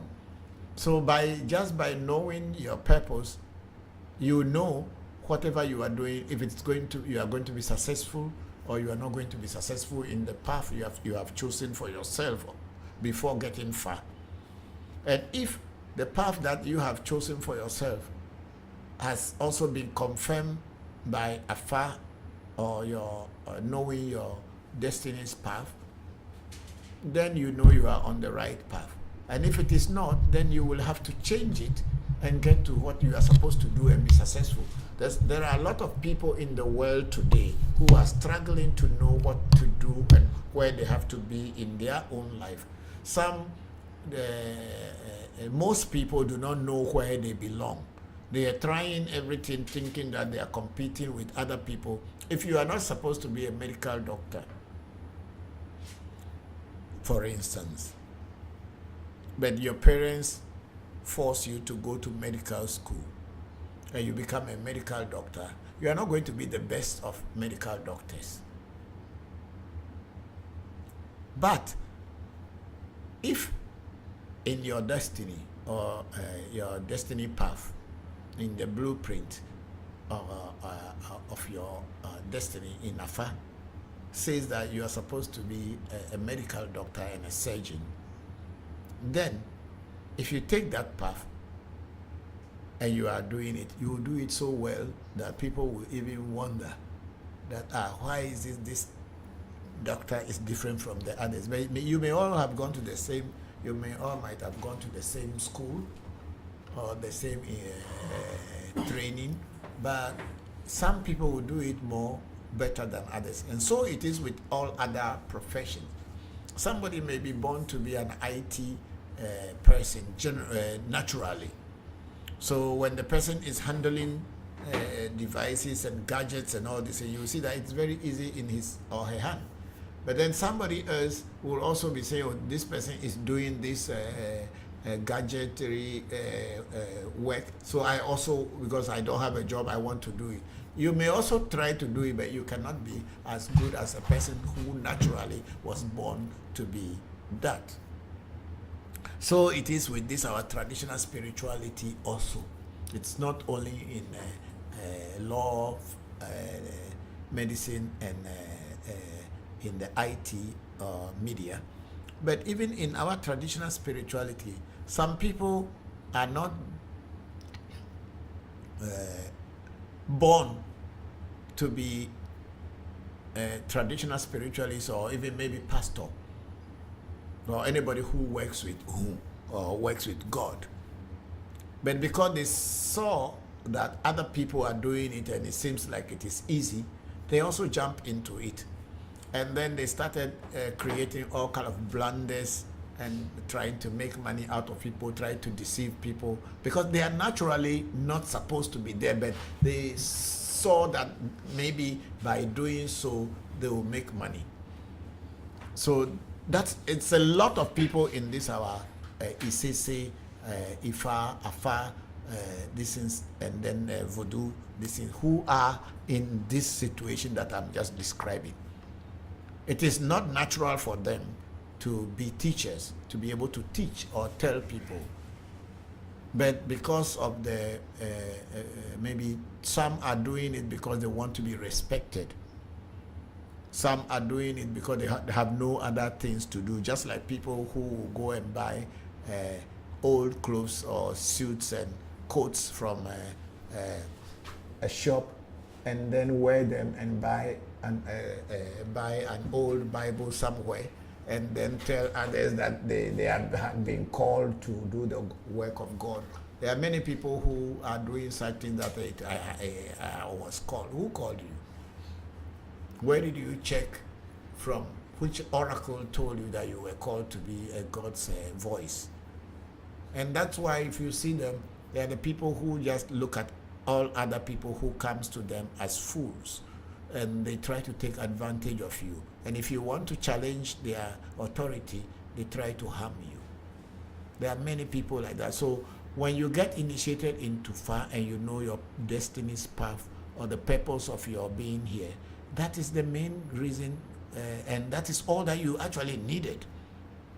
You don't need anything more than that, because by knowing what you are and why you are here, the things that you are weak in and the things that you are strong in, you have already made your whole life. So there is nothing more. Once you know what you are here for and what you should do to be successful, I think there is nothing more that you can ask. You will be successful.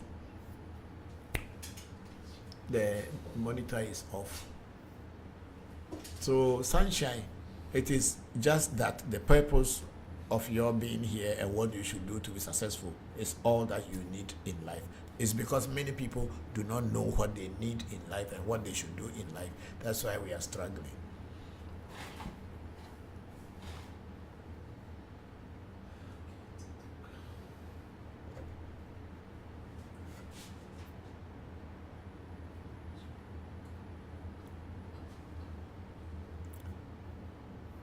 Okay, do we have more questions there, or it's finished? Yes. We have a question. Okay, we have a question from our sister Luna Nicole. It said, Papa, will a consultation tell us the ancestors or guides who work with us? No, it doesn't tell you the ancestors and the guides who work with you. But once in a while, when you do a spiritual consultation, especially in Afa, and if one particular deity continue appearing continuously in your reading, each time you make a reading and that deity appears, then it is giving you an idea that that particular deity had been with you before you came into this world. And if you are able to get closer, do its rituals, and possibly get initiated into it, it helps you much better than not knowing.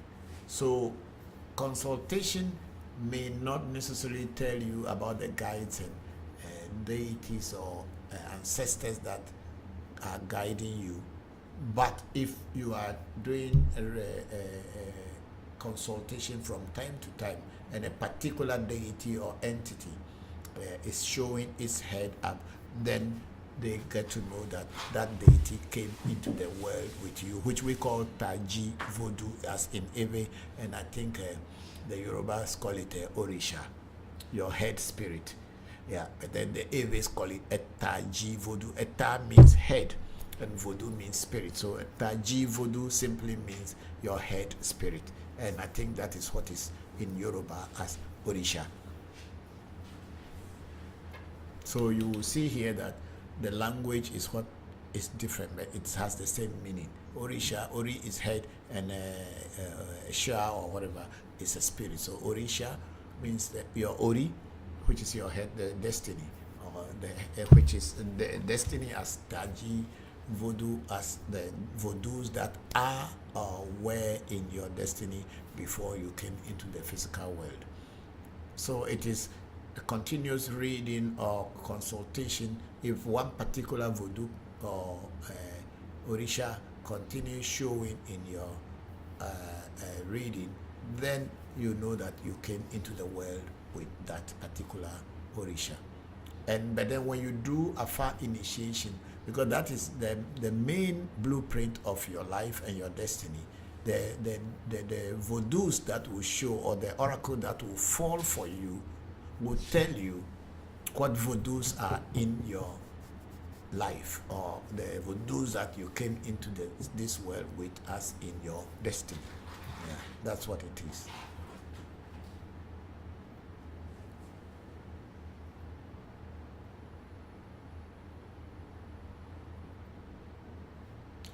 Yes, Luna Nicole said I was unaware that being initiated into Afa gives you a Bokor title. Do people only want the title? Yes and no. You see, the Bokor, the title Bokor, as in Ewe, and in Yoruba, Baba Alawo. Baba Alawo, which a lot of people say Babalawo, Babalawo, Babalawo. Baba means father in Yoruba, a teacher, a master. And then Awo means spirit in Yoruba. So Baba Alawo means a father of spirits, or someone who represents spirits or who works with spirit. That's what Babalawo means in Yoruba. But then the word became Babalawo, Babalawo, Babalawo, because as time went by, that is how the pronunciation changed. And in Ewe, the word Bo means intellect, or maybe intuition. Bo. Bo. Your intuition or your intellect. A Bo. A Bokor means someone with a higher intellect or higher intellect and intuition, right? Yes. Someone who can have intuition, somebody who has a higher intellect. That's what Bokor means. Some other Ewes may have a different way of explaining it, but this is the way I learned it. So Bokor, Ko means high, and Bo means intellect or intuition. So someone with a higher Bo, we call it Bokor. someone who can deal with intuition or intellectual things, as in spirituality, are called Bokor. So when you get the title, you can decide to use it, that I'm Bokor this. But if you realize, for us at African Magic Temple, we use our own names. We don't really, what do you call it? We are not really using the title so much unless it become official. Sometimes we call Bokor somebody. But we just use our names. Whereas in other shrines and in other initiation, moment you are initiated, they say they change your name and give you a different name. It does not really matter. I was in India when I was initiated into Ananda Maga. I was given a Hindu name, and I bore that name for a very long time. And when I went to a training center in Varanasi or Benares or Kashi, as the Indians they may want to call it and praise it, the Holy of Holies city, just like Mecca or Jerusalem in India, where Hindu, home of Hindu ascetics and mystics in Kashi or Benares or Varanasi. After my training as a Hindu celibate monk, my title was changed and I was given a new name. But when I was initiated, I came back to Africa, in African traditional spirituality. When I was initiated into Voodoo and into Afa, nobody changed my name. My name remains Christopher, and I still use it, but I know what I am talking about, and I know what I am working with, and the spirits that I am working with. The spirits never asked me to change my name whatsoever. However, there are many people who wants to have this name, either Bokor or Babalawo, so that they can use it to appraise themselves and begin to make themselves look as if they are more better than other human beings. And that is where you meet people who will take advantage of you and deceive you and cheat you. So some people may want the title just to be able to deceive people. Just like how somebody will just go to buy a coat in the market and start wearing it and start calling himself a pastor. Because the moment they call themselves, I'm a pastor, they have already made you to lose your defense. Because they are trying to tell you that they are God's people, or they speak on behalf of God, so you should listen to them. And if you have anything to protect you, because they have positioned themselves as representatives of God, you will lose your defense because you know God is good and God will not harm you. The same thing with Bokor and Babalawo. Because the moment the person tells you who is interested in traditional African spirituality or African religion, if I may call it so, the moment the person tells you that I am a Baba, I'm a Babalawo, you begin to show some respect to the person, and you drop all your weapons of defense, the weapons that you use in defending yourself in case the person want to harm you or deceive you or cheat you. You will drop those weapons. So some people actually get this title just in order to use it to deceive and take advantage of others. So the title is a good title to say somebody who has intellect, somebody who is intuitive, somebody who knows about the spiritual. That's a Bokor. But some will only get the title in order to take advantage of others, which, as we are seeing in many. There's a lot of people who are wearing clothes and putting things on their necks and hanging things around their waist and all this thing just to scare you, to make you think that they are really powerful people, whereas they have no power at all. But their appearance and the name that goes with them will make you afraid, and you will drop your defenses. And it is happening every day. If you see all the babas on the social media, be careful. It's not everybody who is saying that they are baba actually knows anything.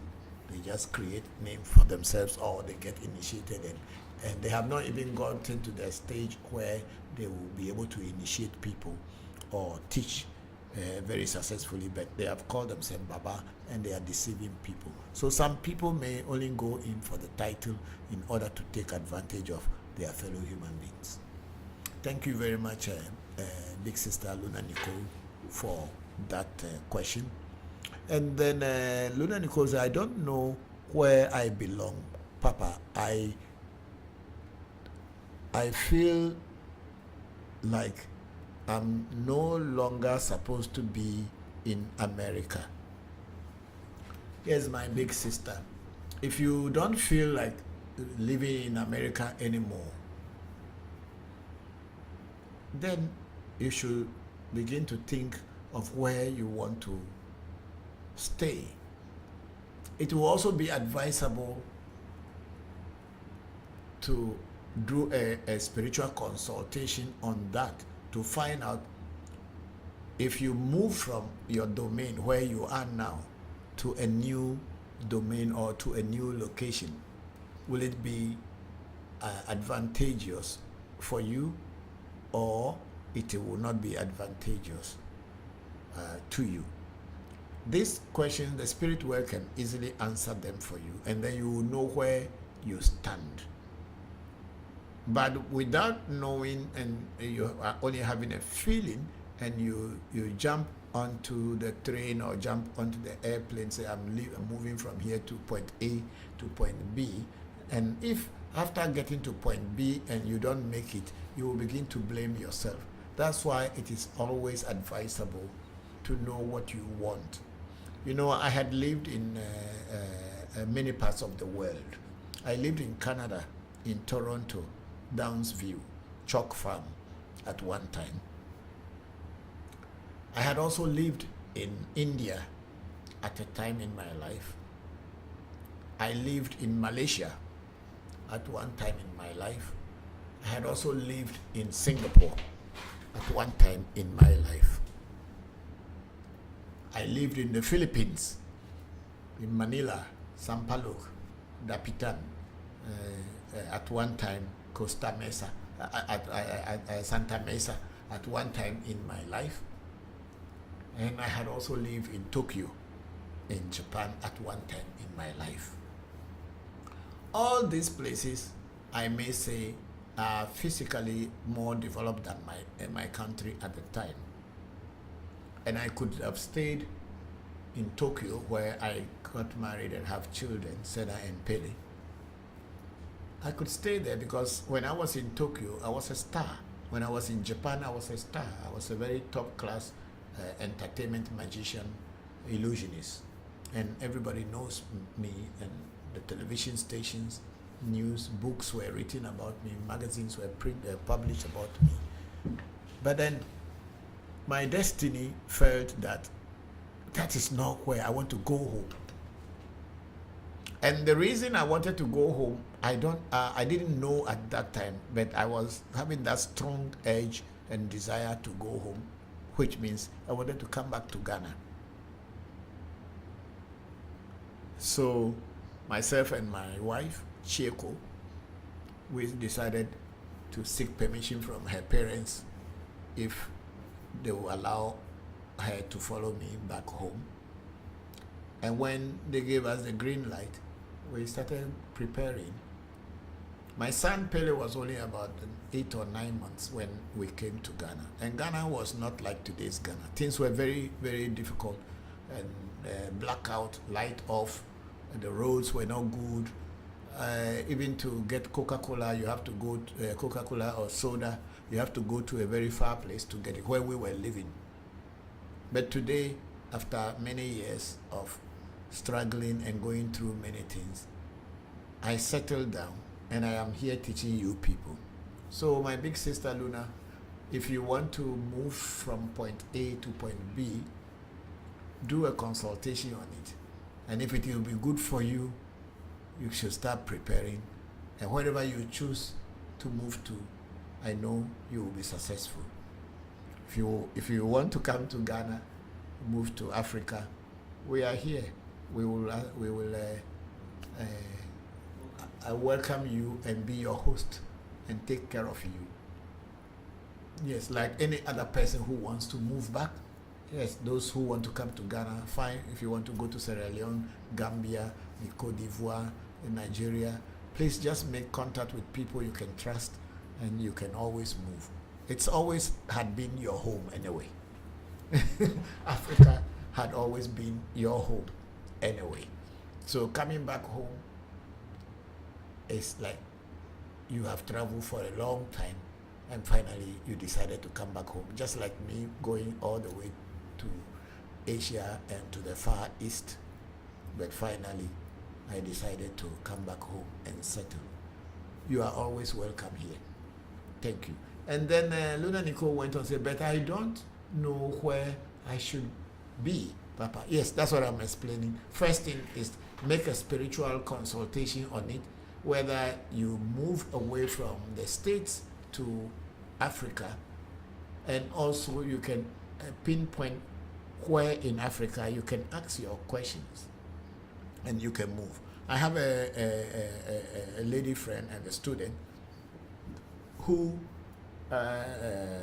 is in the US, but she slowly is moving back to Africa, but she is settled in Nigeria. She started by starting some business in Nigeria first, and as the business was progressing, she was monitoring it, and when she saw that it was getting to a point that she needed to be physically there, she moved, and she came down to Nigeria. I think she stayed for almost a year, and then she has again gone back to the States to put things together, and I am expecting her maybe this year to come to visit me in Ghana. So you are always welcome. So we are here, we will host you, we will be your immediate family. But after all, this Africa, which of the countries I don't know, but Africa had always been the home of all black people. So you are very much welcome here. But do a spiritual consultation on it and see how far and what preparations you should put in place before coming down, so that you will not come down and then later be finding it very difficult. There's so many African Americans or the Africans in diaspora who are settling in Ghana, in Nigeria, in Gambia, in the Sierra Leone, because those countries are English-speaking countries, and your ancestors could come from any of those countries. So thank you very much, big sister Luna Nicole, for that question. I'm grateful that you asked that question. It makes me happy. And then big sister Luna Nicole said, I have already begun researching other countries, Papa. Okay, so go ahead, continue looking into things, and also try to get some spiritual advice, because the spirits can see far away into the future than we human beings, our knowledge and mind can see. So when you consult a good priest and a priest who knows how to do a proper reading, they should be able to guide you and tell you what the future holds for you, and this will help you a lot. So don't only do the research online and all this, but do some physical research, and also do a spiritual research. I will advise that if health and finances are okay, you should visit Africa, the countries that appeal to you. visit for visiting sake, at least for about 2 to 3 months. Try to go around the country, try to look at the way the people live their life and see whether it is in conformity with yours, and if you can feel comfortable living in such kind of countries or places. By doing so, just as a visit, you get conversant and also get familiar with the way the people live, and then you can compare it if that is what you want. If not, you can visit other countries to be able to know where you will feel comfortable at. And then when you move, you will not be making any mistake and you will not be regretting. Thank you very much, Big Sister Luna Nicole. And then we have Callisto, the hero, say, can you tell me something about from my ancestors? I'm very sorry, I don't know your ancestors. So how can I tell you something about them? Please, let's move on. Then we have a Big Sister Luna Nicole again there. What are your thoughts on people who are self-initiating into Ifa and Afa, Papa? There is nothing called self-initiation into Ifa, or there is nothing called self-initiation into Afa. It is deceit, self-deceit. That's what it is. It is not anything than self-deceit. You cannot initiate yourself into Afa or into Ifa. How do you initiate yourself? Afa initiation is very intense. At least in Ewe land, Afa initiation is quite intense. You have to be in a room for up to about 4 or 5 days, or to the maximum of 17 days.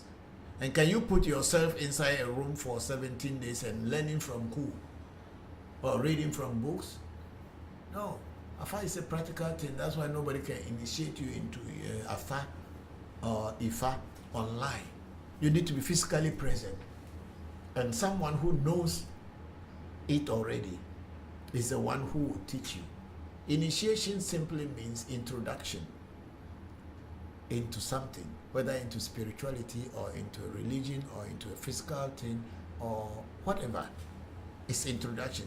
So what can you do by saying that you are introducing yourself to Ifa or to Afa? How are you going to introduce yourself to the spirit world? Who knows you there? And what kind of yardstick are you going to use to measure whether what you are doing is real or is not real? Afa initiation at Africa Magic Temple is a very, very intense one. That's why we don't, not only one priest initiates. We have about 4 to 5 priests who will be present, people who are well vested in Afa, from other shrines as well, where we realize that they are very good. We invite such priests to come and help us initiate people into Fa, so that I, as someone who can translate everything, can also be there watching and also giving my input into the initiation. So a person who is self-initiating is just doing self-deceit. That's all. There's nothing more I can say than that. Thank you very much, Luna Nicole, for that question. I think there's another question under.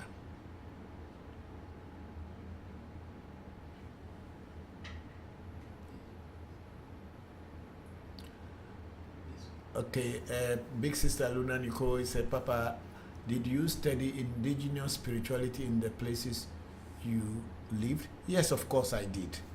That's why even today my children are in Thailand. Because in Thailand also I studied some spirituality. Even though at the time I was there, I went to Thailand as a priest, already ordained Hindu monk of Anandamaga Pracharaka Sangha. That was what the organization I belonged to, and I was sent to Thailand as an ordained monk. And Thailand has a lot of monks from Buddhism, but I was in Hinduism at the time. And after that, I met a lot of Thai people who are very highly spiritual, and that has actually prompted me to do a whole lot of life examination And even today, the lady that my children are going to visit in Thailand, Kun Yuari, had been my lady friend from the very beginning when she started her spiritual work as a seer, an intuitionist. And I had grown with her, and I've seen her, and that has also given me a whole lot of new dimensions to myself, because I can also see, but I was not really sure. But then by meeting her and associating with her, I've learned so much, and today I can sit down here and see any part of the world if I choose to, just like she was doing. And I have learned so much from her. That's why I am still in contact with her, and I let all my children who are in that region to visit her, and she will tell them about their future.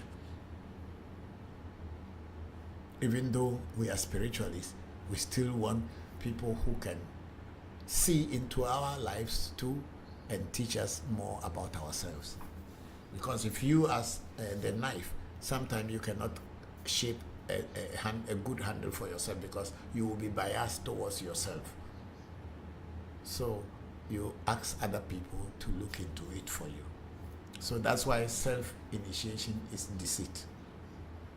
So thank you, big sister Luna Nicole, for that question. And then Papa, Luna Nicole again said, Papa, would you happen to know if there is a big lupus community in Ghana? I don't even know the word lupus. If there is a way you can explain, do you know what is lupus? It's an autoimmune sickness. Okay. It's an autoimmune sickness, lupus. I will not know.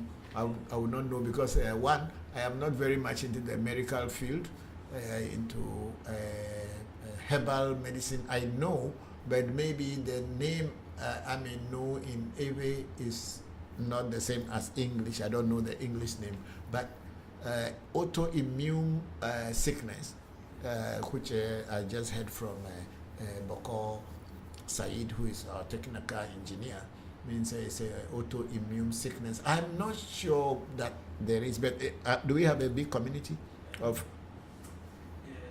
It's not that big, but they are trying this Kafuide. His wife is the one who is fighting for them so that government will Recognize them. Okay, so my engineer Bokor Said is saying that the community is not that very big, but there is a lady of one of the powerful media personalities in Ghana. The wife is actually trying to organize and trying to bring attention to the government so that it can be included into all other government things. So at least there is some somebody doing, and there are some few people. So there you can, if that's the problem, then you may have a group to join who can be of help to you. Yeah, thank you for that. And then big sister Luna, there are so many frauds on social media. Yes, of course. That is the biggest problem we have, and you'll be surprised that the people who are the fraudsters are the people who have the biggest number of followers. People who are doing the fraud and deceiving people are the people having the biggest followers on social media, because most of the people on social media too are not really looking for the real thing.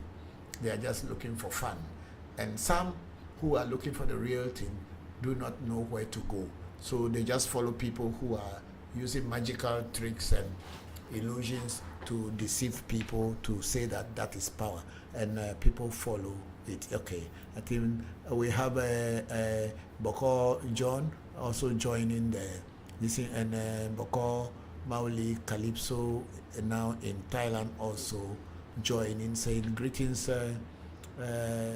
Mauli Calypso Von say greetings to the AMT family back home. Greetings to you, all those Africa Magic Temple priests and Bokors who are out there in Thailand. Thank you all, and thank you for joining the section. I know it's late over there, but you can join in for a few minutes, and then if you are having some new experiences there, you can let us also know here how the trip is and how you are enjoying Bangkok. Have you learned any of the words in Bangkok? Like Mr. Luna Nico, I am diagnosed with lupus, SLE, and I am an advocate raising awareness for this disease with no cure. Okay, you see, there are so many diseases that have no cure, but sometimes when you go into spirituality, in the proper spirituality, not self-initiation and all this, and you are guided well, you would be surprised that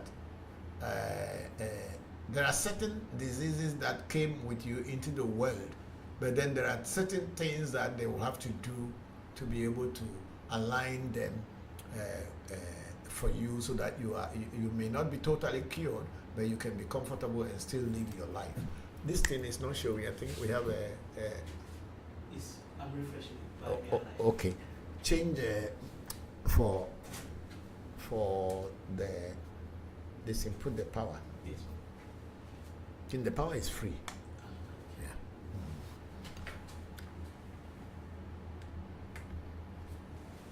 Yes, it's okay. So you will have this. I think I will let my technical man Bokor Said try to see if they can contact the lady in Ghana who is advocating for the government to include this lupus community into the government section, so that they can pay more attention to it, so that we may find her name and link you with her. And then once you get to know her, there's possibility you can be communicating, and she may give you more knowledge and information about what that community is in Ghana. Because I honestly have never heard about it before. I don't know. But I think we will find some results for sure. And then Bokor Mauli Von is saying that so far so good means it is good.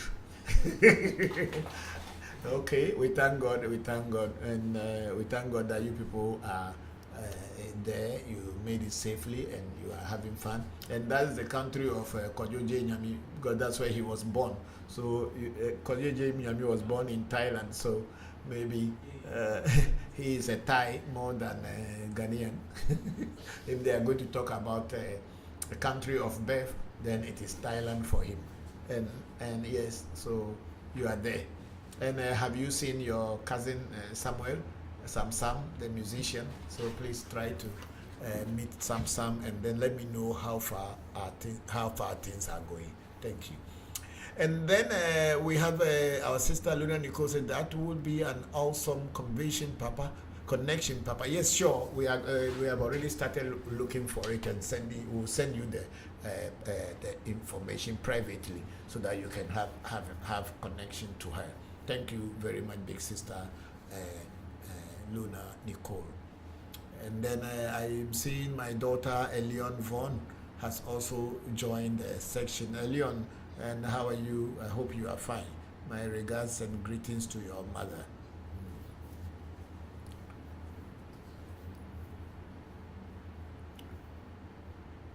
Then we have Sunshine here. Say thank you, Papa. Oh, that means the explanation was okay. Sunshine, thank you. I think you should enlarge it a little bit, because it makes me see it well. Yeah, it's good like this. Yeah. Thank you very much, Sunshine. And then Charles Michel said, understand what you meant when explaining someone's purpose in this world. Yes, thank you very much, Charles Michel. We are grateful. And then Sunshine said, Papa, do the spirits ever possess you and take full control of your movements? Yes, they do, but they don't take full control of me, because I am aware. People who are not very much aware, and if a spirit don't respect you, sometimes that's when they will throw you down. Not that they don't respect you, but maybe their energy is too much for you. They will throw you down and take total or full control over you. But me personally, when spirits are connected with me and they possess me, they don't possess me to the point where I will lose control of myself. I am very much aware anytime spirits are around me, and even when I am doing the mirror, spirits come into me and give me all the direction and talk through me, but they do not control me, but they work with me hand in hand, and we work together as partners, as a team. But to take full control of me by throwing me down and running and rolling on the floor, yes, it happens to many people at my shrine, even not during initiation, but during some of our rituals, those things happen. But to me personally, they have not gone to the extent of taking full possession of me, but I can go anywhere. And then Sunshine went to say, why is it that some people do not go into full possession? Everybody has their own make.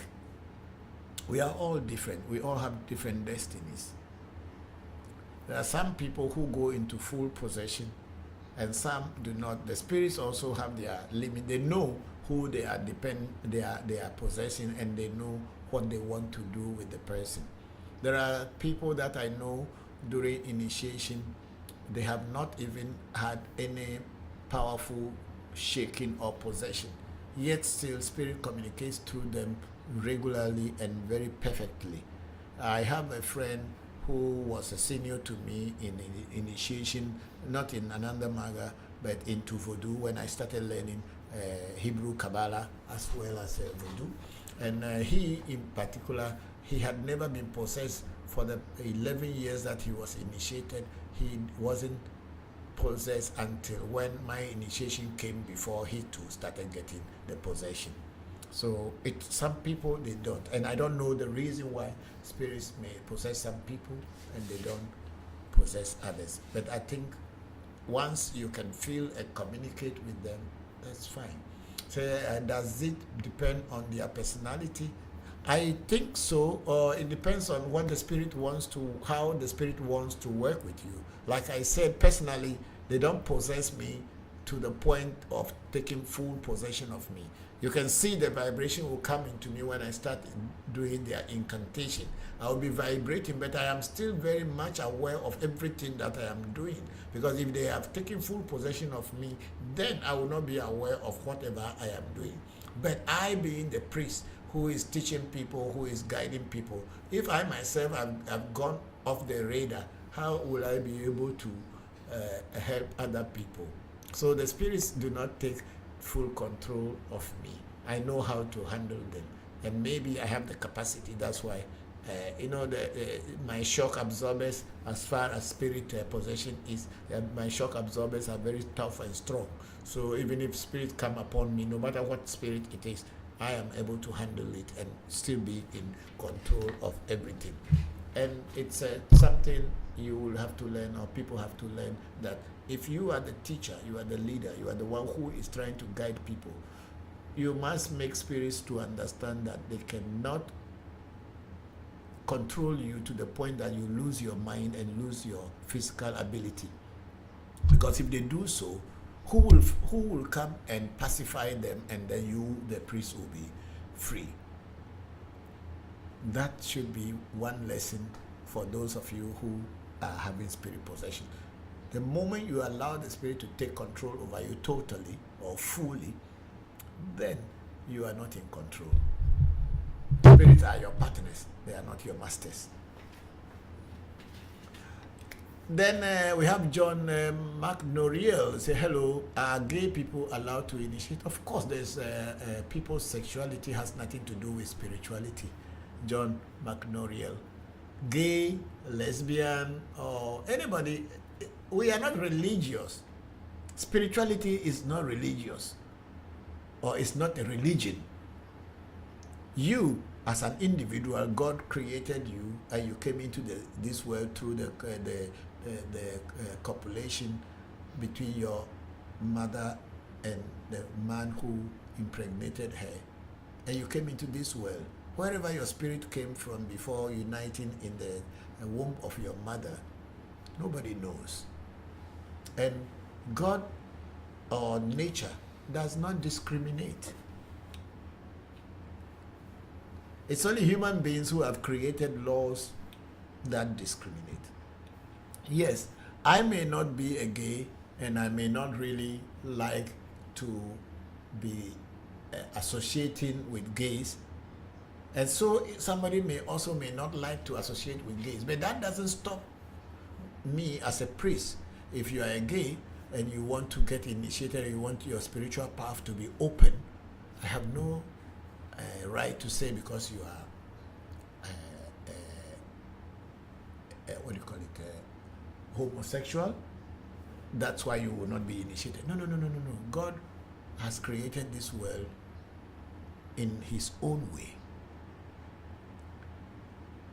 Or nature has created this world in its own way, and it is not up to me as a person to discriminate and say, no, you don't have right to come to God, or you don't have right to your spiritual path. Who knows whether God himself is a gay? Yeah, let's be very frank and sincere. There are people that by nature, they were created that way. There are some people, through circumstances, they became gays. So it is also with heterosexual. Even though heterosexual people are more than homosexual people, we don't really have the right to say, no, don't be anything. There are so many people who are gays who are also in spirituality, and you have all the rights to be initiated if you so choose to develop your life. Because in my spirituality, I know about hermaphrodites. I don't know whether John McNoriel know about that. Hermaphrodites. Hermaphrodites are people that are born with a pussy and also a penis. One person. It's a two in one. It's a female and it's also a male in one. That's why some people even suggested in some circles that Adam, as it's called in Bible, Adamu in Islam, was a hermaphrodite. So where the Eve was coming from is a different story. So people said Adam was a hermaphrodite. And also there are some deities and angels, as people may call it in English, who have hermaphrodites. They can be male, they can be female. So you have all the right to be initiated into any spiritual path that you choose to be initiated into. Thank you very much for that question.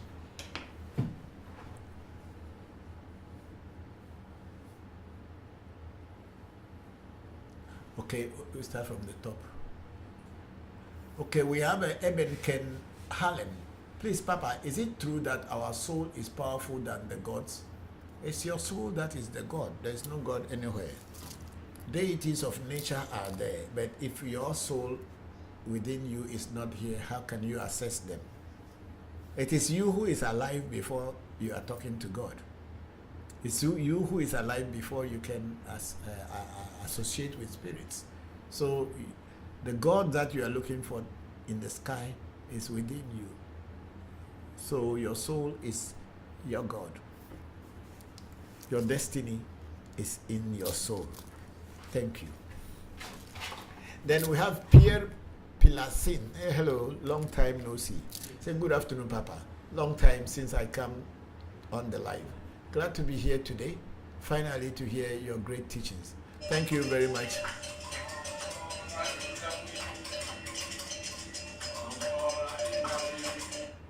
Where is this one coming from? I think it's switched.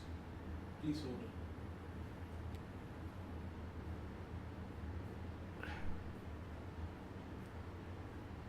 Because of the full screen. The full screen? Yeah. So let me. Supposed to be.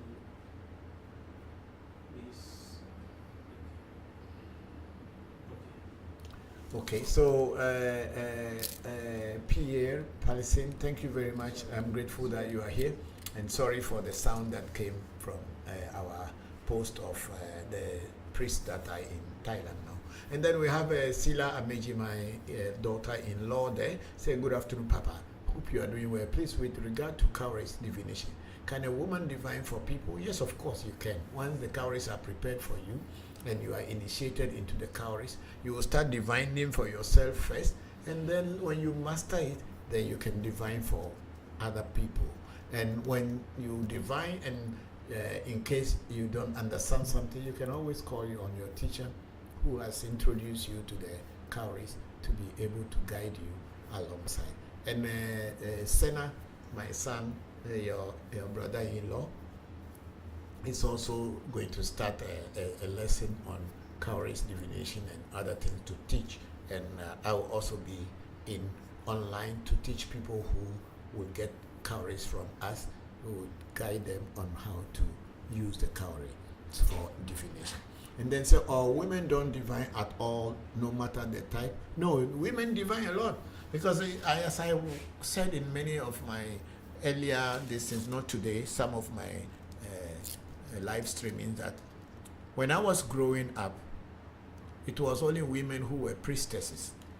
I have never seen a male or a man being a troncy or a tronwa in Ewe land, where I come from, the Ewe Vodu. Maybe in Anglo, the southern Ewe land, they have. But in Ewe Vodu, it's only women. It was only women who were the priestesses. That's why we call them a troncy.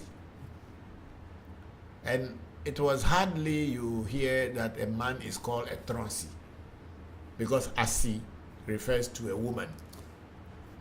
My aunties, my mother's sisters, they were all troncies.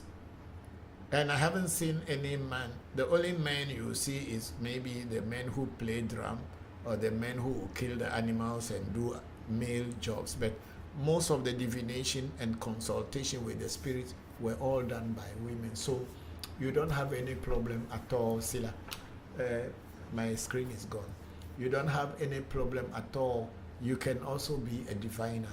Women also divine, because they even divine better than men if they were taught well. Of course, we have the tricksters also who are getting false possessions and creating drama, but they have the real ones too. And I believe among every 10 female or male priests, troncies, or who know, you definitely find about 4 good ones. Maybe 6 will be fake, but you have about 4 good ones. Thank you for that question.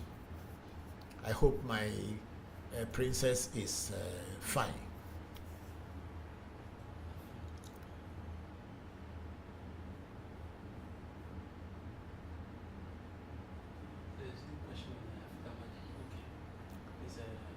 Okay, Mr. Isaac Asafo, he said, good evening. Good evening, Asafo. How are you? Are you getting your teams ready for Ada? Please call me tomorrow morning and let's see how far we are preparing. And we too, we are getting ready here. And let me know the number of people who will come from Hohoi to join us in Accra. Okay, thank you, Asafo. And then we have a big sister, Luna Nicole, say, Papa, is there a connection between people catching the Holy Spirit and catching the Holy Spirit and spirit possession?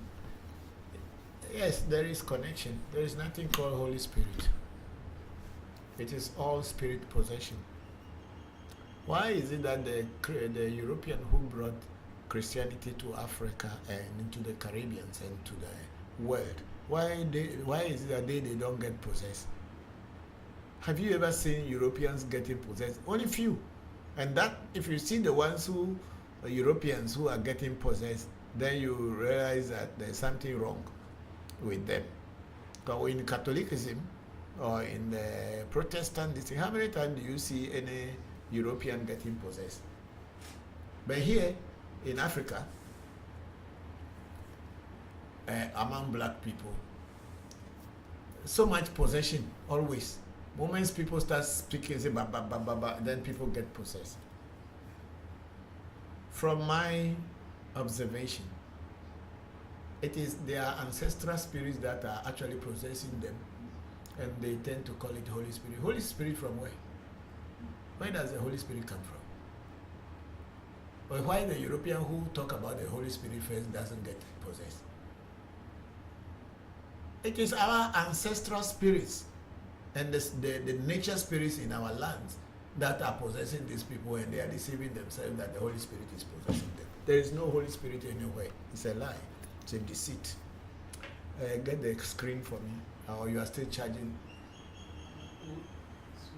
Only the questions are coming. Yes. Okay. But they can see it. If Okay. Okay. We'll go. So there is no Holy Spirit possession. They are all spirit possession. So please, let's just leave that story there. People are all self-deceiving and all this. Pastor, it doesn't get possessed. How many times you get the pastor, you're getting possessed? But people in the church are getting possessed. Is it not all drama? In magic, stage magic, those things had always been there. Pastor will do hand like this and plenty people will fall, but the pastor cannot do hand like this and the glass or a cup will even fall. Not even a feather of animal. Pastor cannot do like this and the feather will jump and fall. But you can do hand like this and a lot of human beings will fall. Don't you see that it's drama? So my sister Luna Nicole, these are all just games that people play. Whatever is possessing people is our ancestral spirits and nature spirits. Simple. There is nothing called Holy Spirit anywhere. There is no Holy Spirit anywhere. Okay, so Luna Nicole said, I think they have a question up before this one. He practiced Okay, let's say he practiced Lukumi, but I soon discovered he wasn't for me. He was positioned in introducing me only. Lukumi is another form of Afa or Ifa, which is practiced in Cuba. It's the same. It's the same Afa, Ifa, or whatever it is. Lukumi is also Ifa. It's just that is how they call it in Cuba. And it has also spread from Cuba to the other parts of the world. That is Lukumi. It's all this, and the same called Ifa is the same one called Isese. It's the same. So please don't get confused because the names are different. It's the same thing. Whether you call it Afa, you call it Isese, you call it Lukumi, or you call it Ifa, they are all the same thing. Only the language and the place that it changes at. And then Luna Nicole Papa Sena posted a video of you sacrificing a chicken with just words. Will you speak on that? Okay, big sister, you see, in every traditional spirituality, before the Eves get in touch with the Yorubas to get Afa or get Ifa, which has been called Afa, the Eves also have their own spiritual cult, which we call Yewe. And it is in Yewe cult, which is like how Ifa is, that the Eves have thunder, rainbow, the snake goddess, the hunter spirit, the mami, water spirit, and all these things. These are the original distinct of the Eves. The Yorubas also have their own in different with different names, but they are actually the same thing, like Shango being the thunder, and then we call that thunder Hebiaso or So, or what name again they call it? I think Hebiaso, So, Jidebe, and all these things. That is Shango in Yoruba, and the Eves call it Hebiaso or So. Then the Akans in Ghana, they call it Agrada or Aprada. It's the same spirit, the thunder, but then the languages call it in different words or names. So in the Ewe Yewe, we deal with Ese. Ese is your destiny, your inner self, your soul, the God that came into this physical world with you. And it is that God that has this physical body form around it in your mother's mother's womb, your mother's tummy. It is that spirit that came into your physical form, or when your fetus is being formed, that spirit came and then come in and took a physical form and was born one day as a baby. That Ese is what the Ewes call that Ese is what the Englishman called destiny.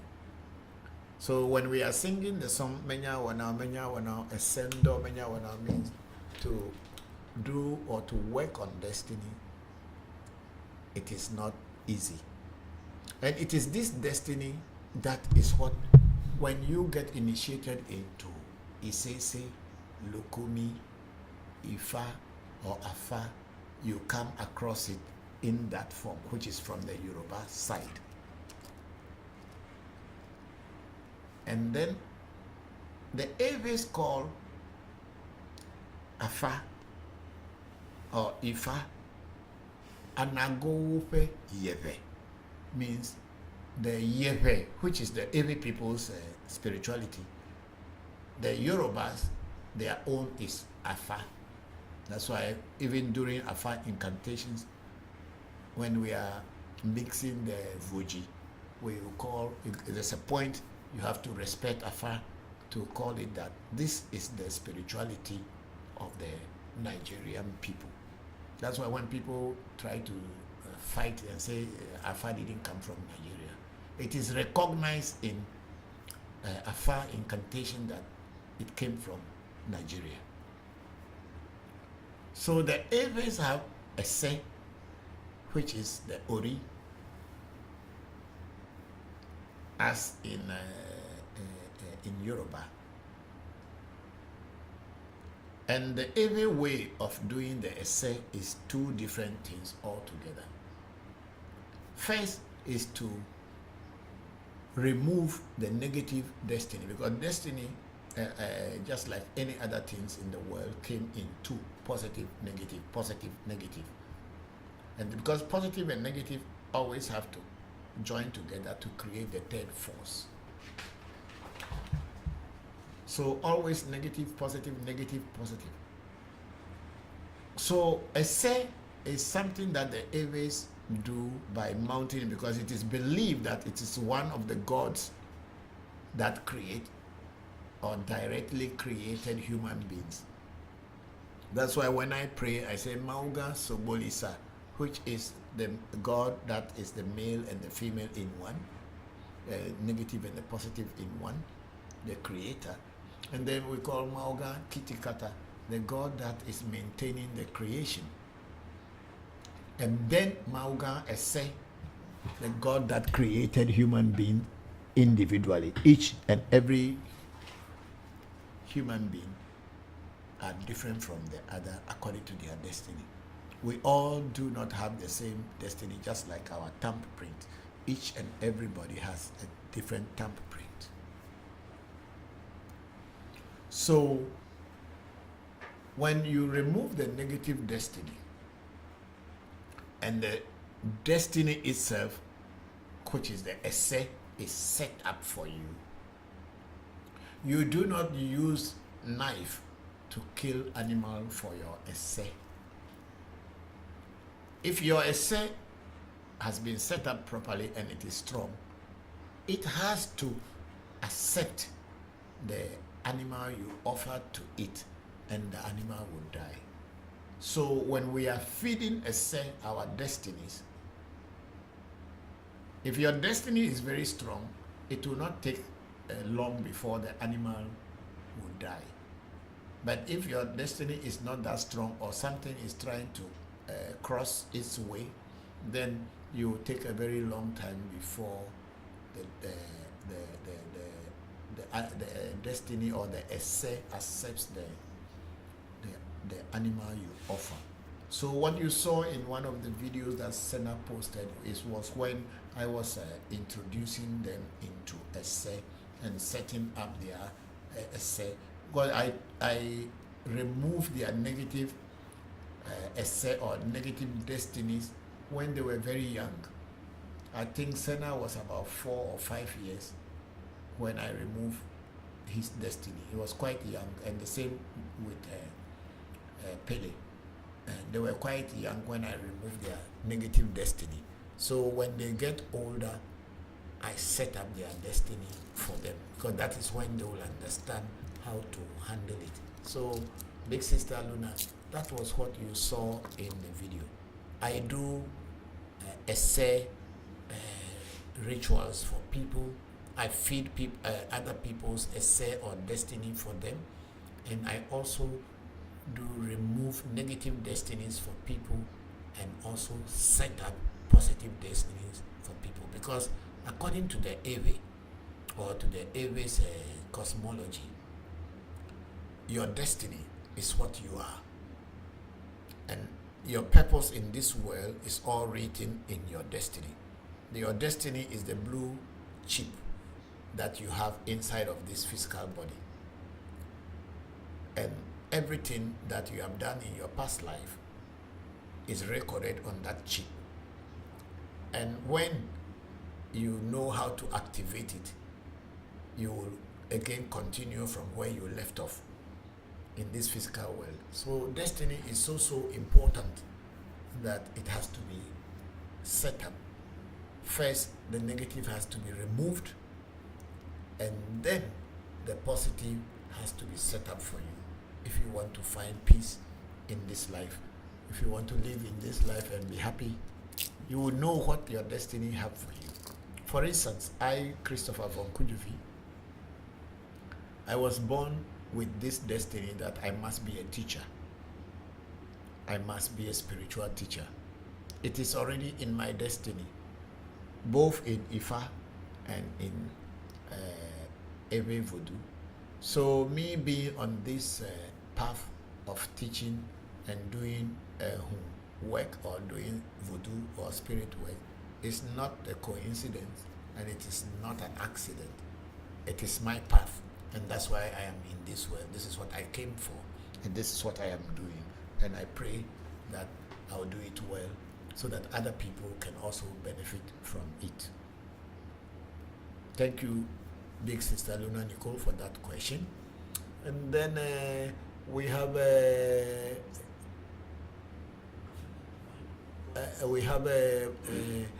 African Divine Portals Tula Lete, or Tura Bogem, as we call it in Ewe. Good evening, Papa. I was very busy today. I just want to register my presence. You are very much welcome to the program Utura Lete, Utura Irete. The Ewes will call it Tula Lete. That is the same Utura Irete. Yeah, so that's how the Yorubas will call it, but we say Tula Lete. Thank you very much, African Divine Portals, for joining the section. We are very grateful. And then we have a Sister Luna Nicole say, wave hands and people fall, just so you know. I don't believe in the Holy Spirit. Yes, there is nothing called Holy Spirit. Why can't they make the hand that a bird in the sky will fall down? Or a bird that is perching on a tree? That is real magic. Because the bird doesn't speak your language. And the bird even doesn't know you are going to wave your hand. But in Voodoo, we have that power, where a bird in the sky can be passing and you clap your hand and the bird will fall down. That's called power. So these things that they are doing, they wave hand and people fall down, but they cannot even wave hand and a bird will fall from a tree. It's all staged. We don't believe in those things. We believe in real, authentic power, which is real, that you can tell something a word to somebody who doesn't even know you, and the person will start running. That is what is called power, not staged. Stage entertainment is for entertainment. But if you want to demonstrate power, talk to nature and then let nature respond. When the wind is blowing toward your way, tell the wind to blow to another direction, or use your hand to wave the wind to another direction. And if the wind moves to another direction, then we know you have power. Or when the rain wants to fall from the sky, and you tell the rain, hey, please don't fall because I don't want you to fall now. And the rain hang up in the sky until you are done with what you are doing, and the rain falls down. Then you have power. It is not in the church a stage people when people fall down. Why the desk and the table they are sitting on is not falling down, only the human beings are falling down. Leave that to those who are charlatans. We are talking about real spirituality here. Then big sister Luna Nico's clarification, Papa. The Babalawo wasn't for me, not the practice. He said? Okay, he said the clarification, Papa. The Babalawo wasn't for me, not the practice. Okay, he was simply, Luna Nico, move the thing up again. Say he was simply my introduction to African spirituality, and I'm grateful for that. Yes, of course. Whoever leads you to a path that your soul, your inner self, your essay is looking for, whether that person is the correct person to take you on that path or not, you should be very grateful that the person has at least showed you the way, and you can make your own journey on that way and explore it to the best of your ability. The person who introduced me back into African traditional spirituality, yes, even though we were not together again because of some behaviors towards me, and I wasn't comfortable with it, so I left him, and he tried to destroy me, kill me, and all this thing. But even today, I am very grateful that he actually reopened my eyes to the spiritual path of the African people. Thank you. So you should always be grateful to him, whether he was your teacher to take you to the end of the journey or not. At least he has shown you the first step. He has guided you on the first step to returning to your traditional roots. Thank you very much. And then we have African Divine Portal.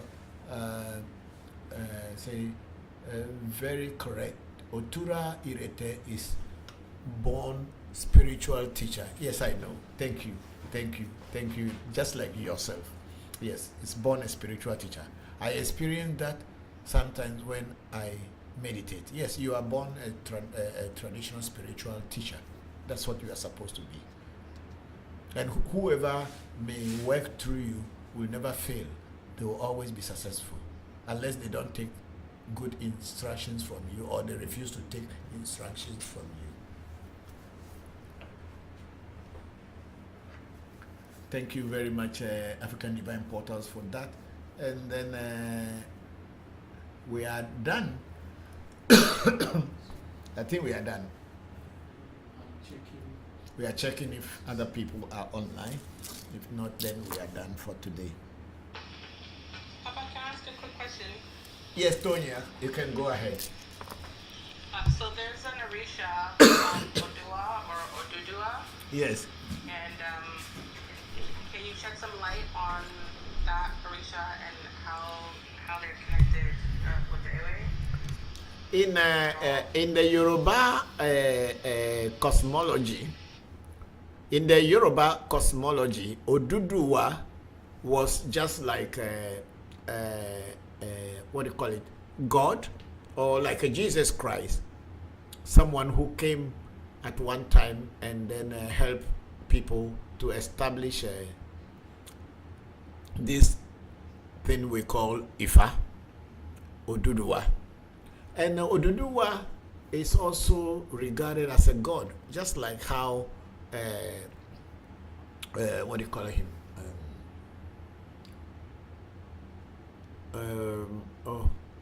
Okay, just a moment.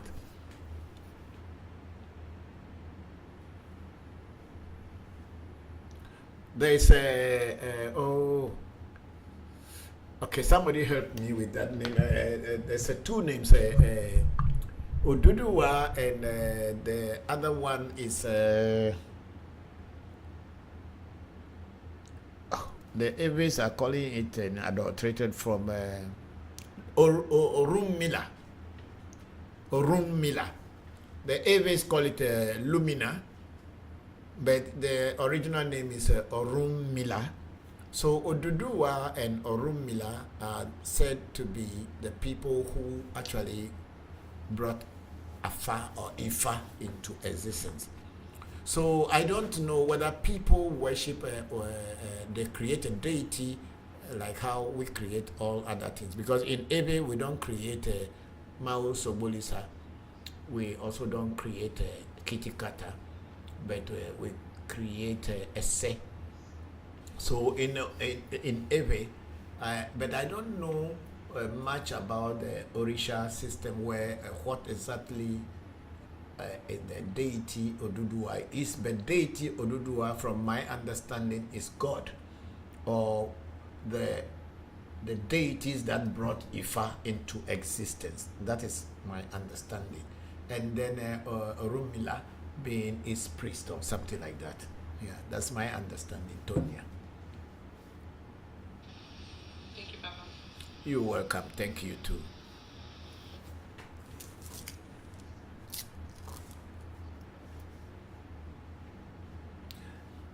My screen is off, so my technical man has run up to get me water. So those of you who have posted anything in these few seconds or few minutes, please just hang on for a while, because I can't see anything on the screen, so I cannot read or answer any question as at now.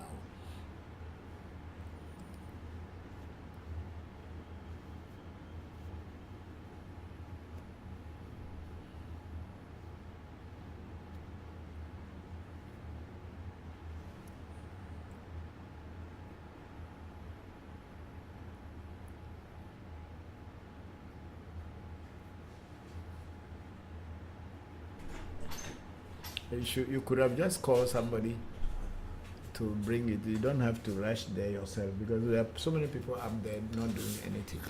Thank you.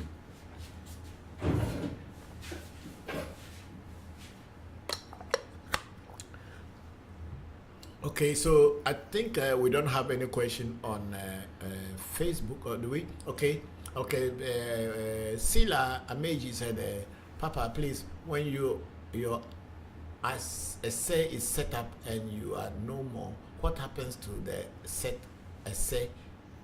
Okay, it's called essay, not a essay. It's essay, E-S-E. Essay is or say S-E. In Ewe Vodu, sometimes we call it a jogbese. Yeah, the Ewe Vodu, we call it jogbese. And then some people also call it aklama. And then a sevon in Ewe Vodu is called bechi. Von bechi. Bechi means the what you have said in sepe before coming into Egbechichi. You say whatever you had said before coming down into this physical world is called Bechi. That is a negative aspect of your say. And a say in Ewe Vodu is called Jogbese Aklama. Yeah, that's how some people call it. That's why when something happens good to you, or some dangerous thing wanted to happen, but you are able to overcome it, people will say Aklama Dinao. Your aklama has worked to defend you. That is what it is. So a say, when you make up your say, or when your say is set up for you and you happen to die, you are supposed to be buried with your say. That's why when you are on this path, you cannot hide it from your children like people did in the past, where you will be hiding your spiritual identity from your children so that they don't know who you are. And when you die, your essay or your spirit will be struggling to find a place, because there were things that the people who were living should do for you, the dead person. But because they didn't know, they weren't able to do it. When you are born, you came into the world with your say, and your say had been set up for you as a physical object so that you can relate to your inner self easily. Because physical things help us to relate to invisible things we cannot see. That's why when you want to talk about angels, some people made them to have wings at their back to say that they are flying from heaven to earth. And when you talk about other things, people use different things to represent the energy or the spirit world. So in the Ewe we make the essay with a clay that is used in making pottery. And then it is said in Ewe cosmology that is the clay that God using creating human being, or essay using creating human being.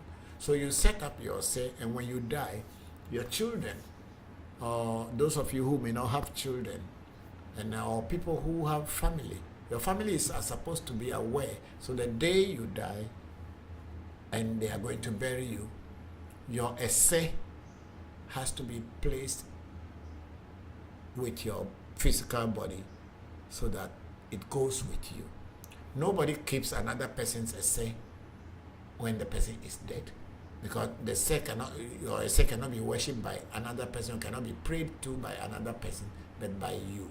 Once in a while, someone, if you are in a difficult situation, somebody can pray to your essay on your behalf, but they can never, ever, and should never feed your essay when you are not there. You are the one who will feed your essay, because anytime you allow people to start giving food to your essay or feed your essay, you are compromising your essay, or they are compromising your essay, and they can easily destroy you if they can compromise it. So your essay goes with your dead body. Whether you are Muslim, Christian, or Hindu, if you set up essay, when you are dead, your essay must be buried with you. It's a must.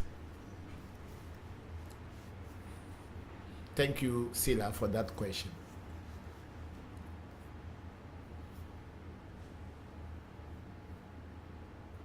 And then we have Heru Asakara. Amen. Say greetings, Baba. I must say, a very good show. A lot of knowledge. Thank you very much. Oh, you are very much welcome, my brother Heru Asakara. Amen. I'm here to teach. Thank you very much.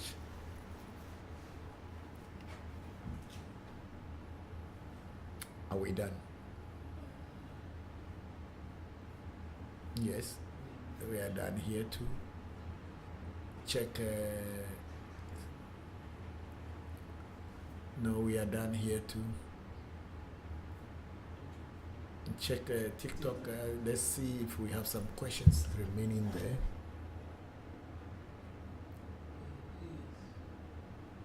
Okay, we have Big Sister Luna Nikose Papa. Would you please create a post with suggested books for us to learn more at your convenience? Thank you very much, Big Sister Nicole. But for me, personally, I don't really recommend books for people to read, because if I myself, I haven't read that book, I don't recommend it. But then most of the books that are written on Voodoo and written on African traditional spirituality were not written by people who were practitioners. They were written by people who were academicians or academics who, by doing their research, by listening to people, they wrote books to sell and make money. They have no interest in the practice whatsoever. Their interest is to get the information and make a book and make money. It's not necessarily that they want to pass on information for people to follow, because the truth is that you can only write about Voodoo or speak about Voodoo if you are a real Voodoo practitioner. Experience is always the best teacher. So books that are written by many academics and all these things, most of them were written by people who were not practitioners and who are not practitioners whatsoever. So you reading those books, you are only learning from a theoretical aspect of what these people have written, because they have no practical experience themselves. However, there is this guy who wrote a book about Voodoo. He is from Haiti, was a medical doctor, and he was also a Voodoo practitioner. And that book spoke about the quantum science of Voodoo.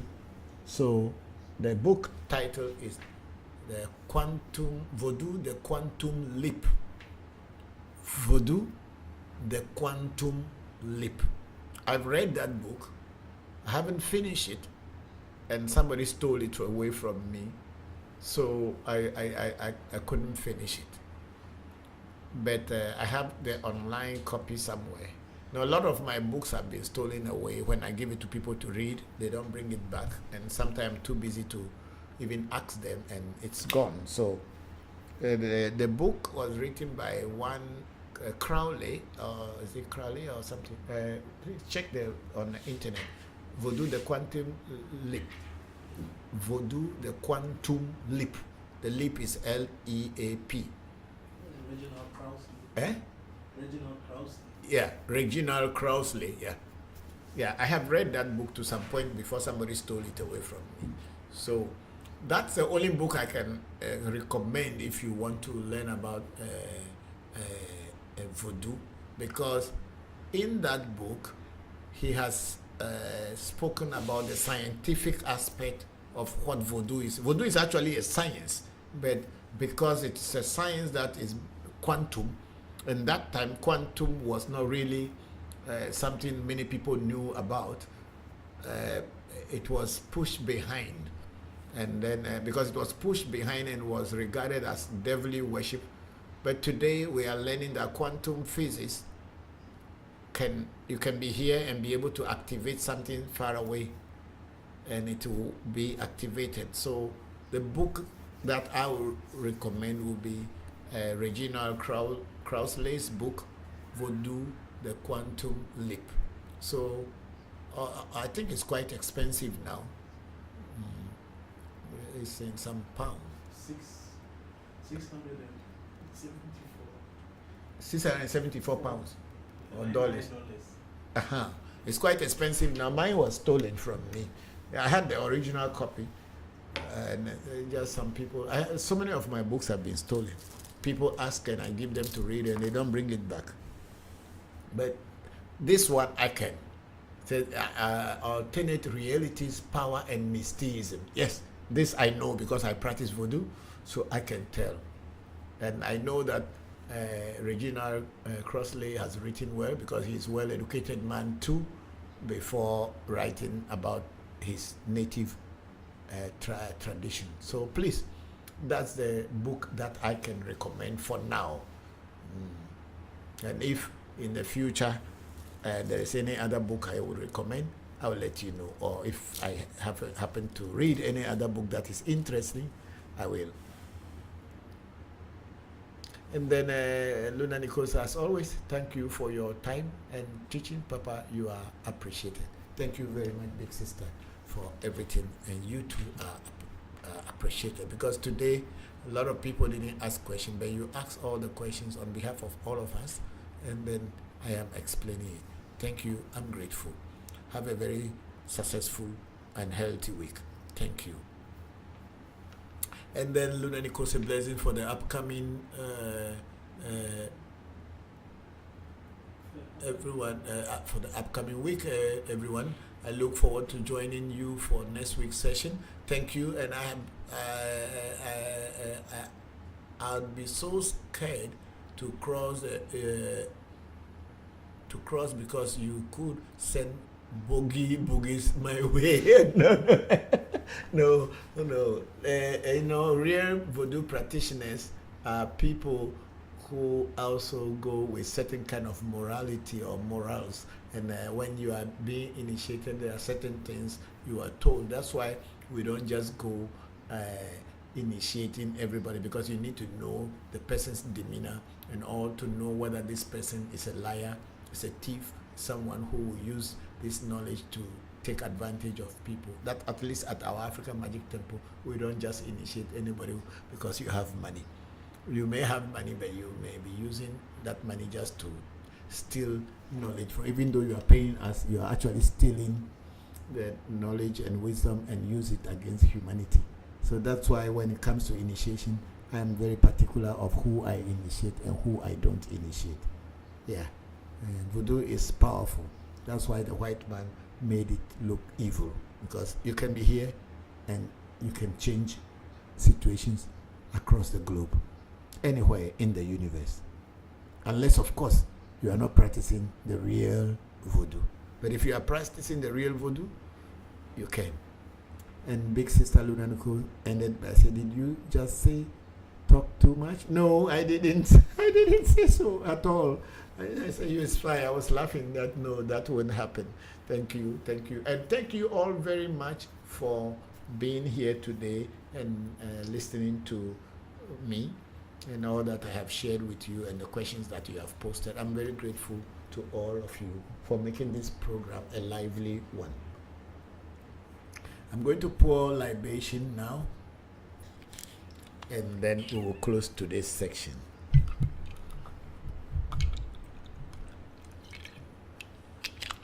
And to my children in Thailand, I know it's late now, but I'm saying hi to all of you, and take good care of yourselves and relax.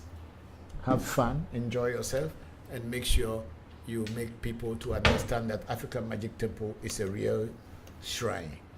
It's not a joke. Yo, ago, madwago zeto. Mayo mauga sobolisa, mayo mauga kitikata. Mayo mauga se joto, amejoto, se na anu amelo, se te na anu ame, wamanopevi, dokonopevi, wamanopevi mebiana dokonopevi, ugbena olo, wamanopevi mebiana dokonopevi, ugbe, se meyo, ne mebiano gatenumo.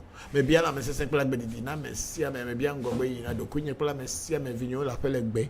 Gongongolo. Eme yo miano zoje ayi zoka kachika zboshi adreme la fa ba nyagbolo mi la kwi nyagbolo jor holo me yo rakelo we nya yingba ma jo flo la fa plan ngba ma do adika we nya pele me matekulo eteku etega o me yo akan gbe chofe kan ngole ba kan je fo ba kan busu ba kan tro fo ba kan menyu akan dufia ba kan mami ata ba kan ga ba kan pele pa me gba haja do lo ko ba me lo je fi to ba sro meta dojo me yo minu da me yo mi khogba o be wa o ka ku o pe mi o zango me yo mi plevira ke mi akhogbe se yo ra ke wo jo pata jo maku foke me vole mojo chi me vole fudo me gbere kokolo ku atole fofo me jogbenyi o hebe jogbenyi me to aya mo lo mojo to anu kware pe venyi le pe me to ba jo to zo ple du me no to pe ka jo pata be le api ejo hon ba jo yin jo pata o pe fia jo pata me trona me gbeda mo lo avi fa gbe ri dina jo pata na no anyi afi mi ajolo bu jo pata yin ata pe me yo me si me gbo jire to gbe de nta pa pelu ti zugbolu ajima ogboju pe do ja lo pe nko me Valentin famelo va alo John akpefu ago sakpate me yolo atigeli me yolo koro vodu me yora ken la fia ahana mi lo gbebe do akpena mi. May we all have a very beautiful and a successful week. Akpe na mi dipen poto akpe na kelema ni poto akpe na zani poto akpe na mi opete awudi da pa mechi abalo abagble awudi pe vio o da pe. We have Johannes Michael from Namibia saying hi, Papa. Hello, Johannes Michael. How are you? You came a little bit at the ending. I hope you and family and everyone is fine. Thank you for making the effort to join today's session. Have a very wonderful and a successful week. Evolo, we are done for today. Yes, Kofi. Marina, come and turn off the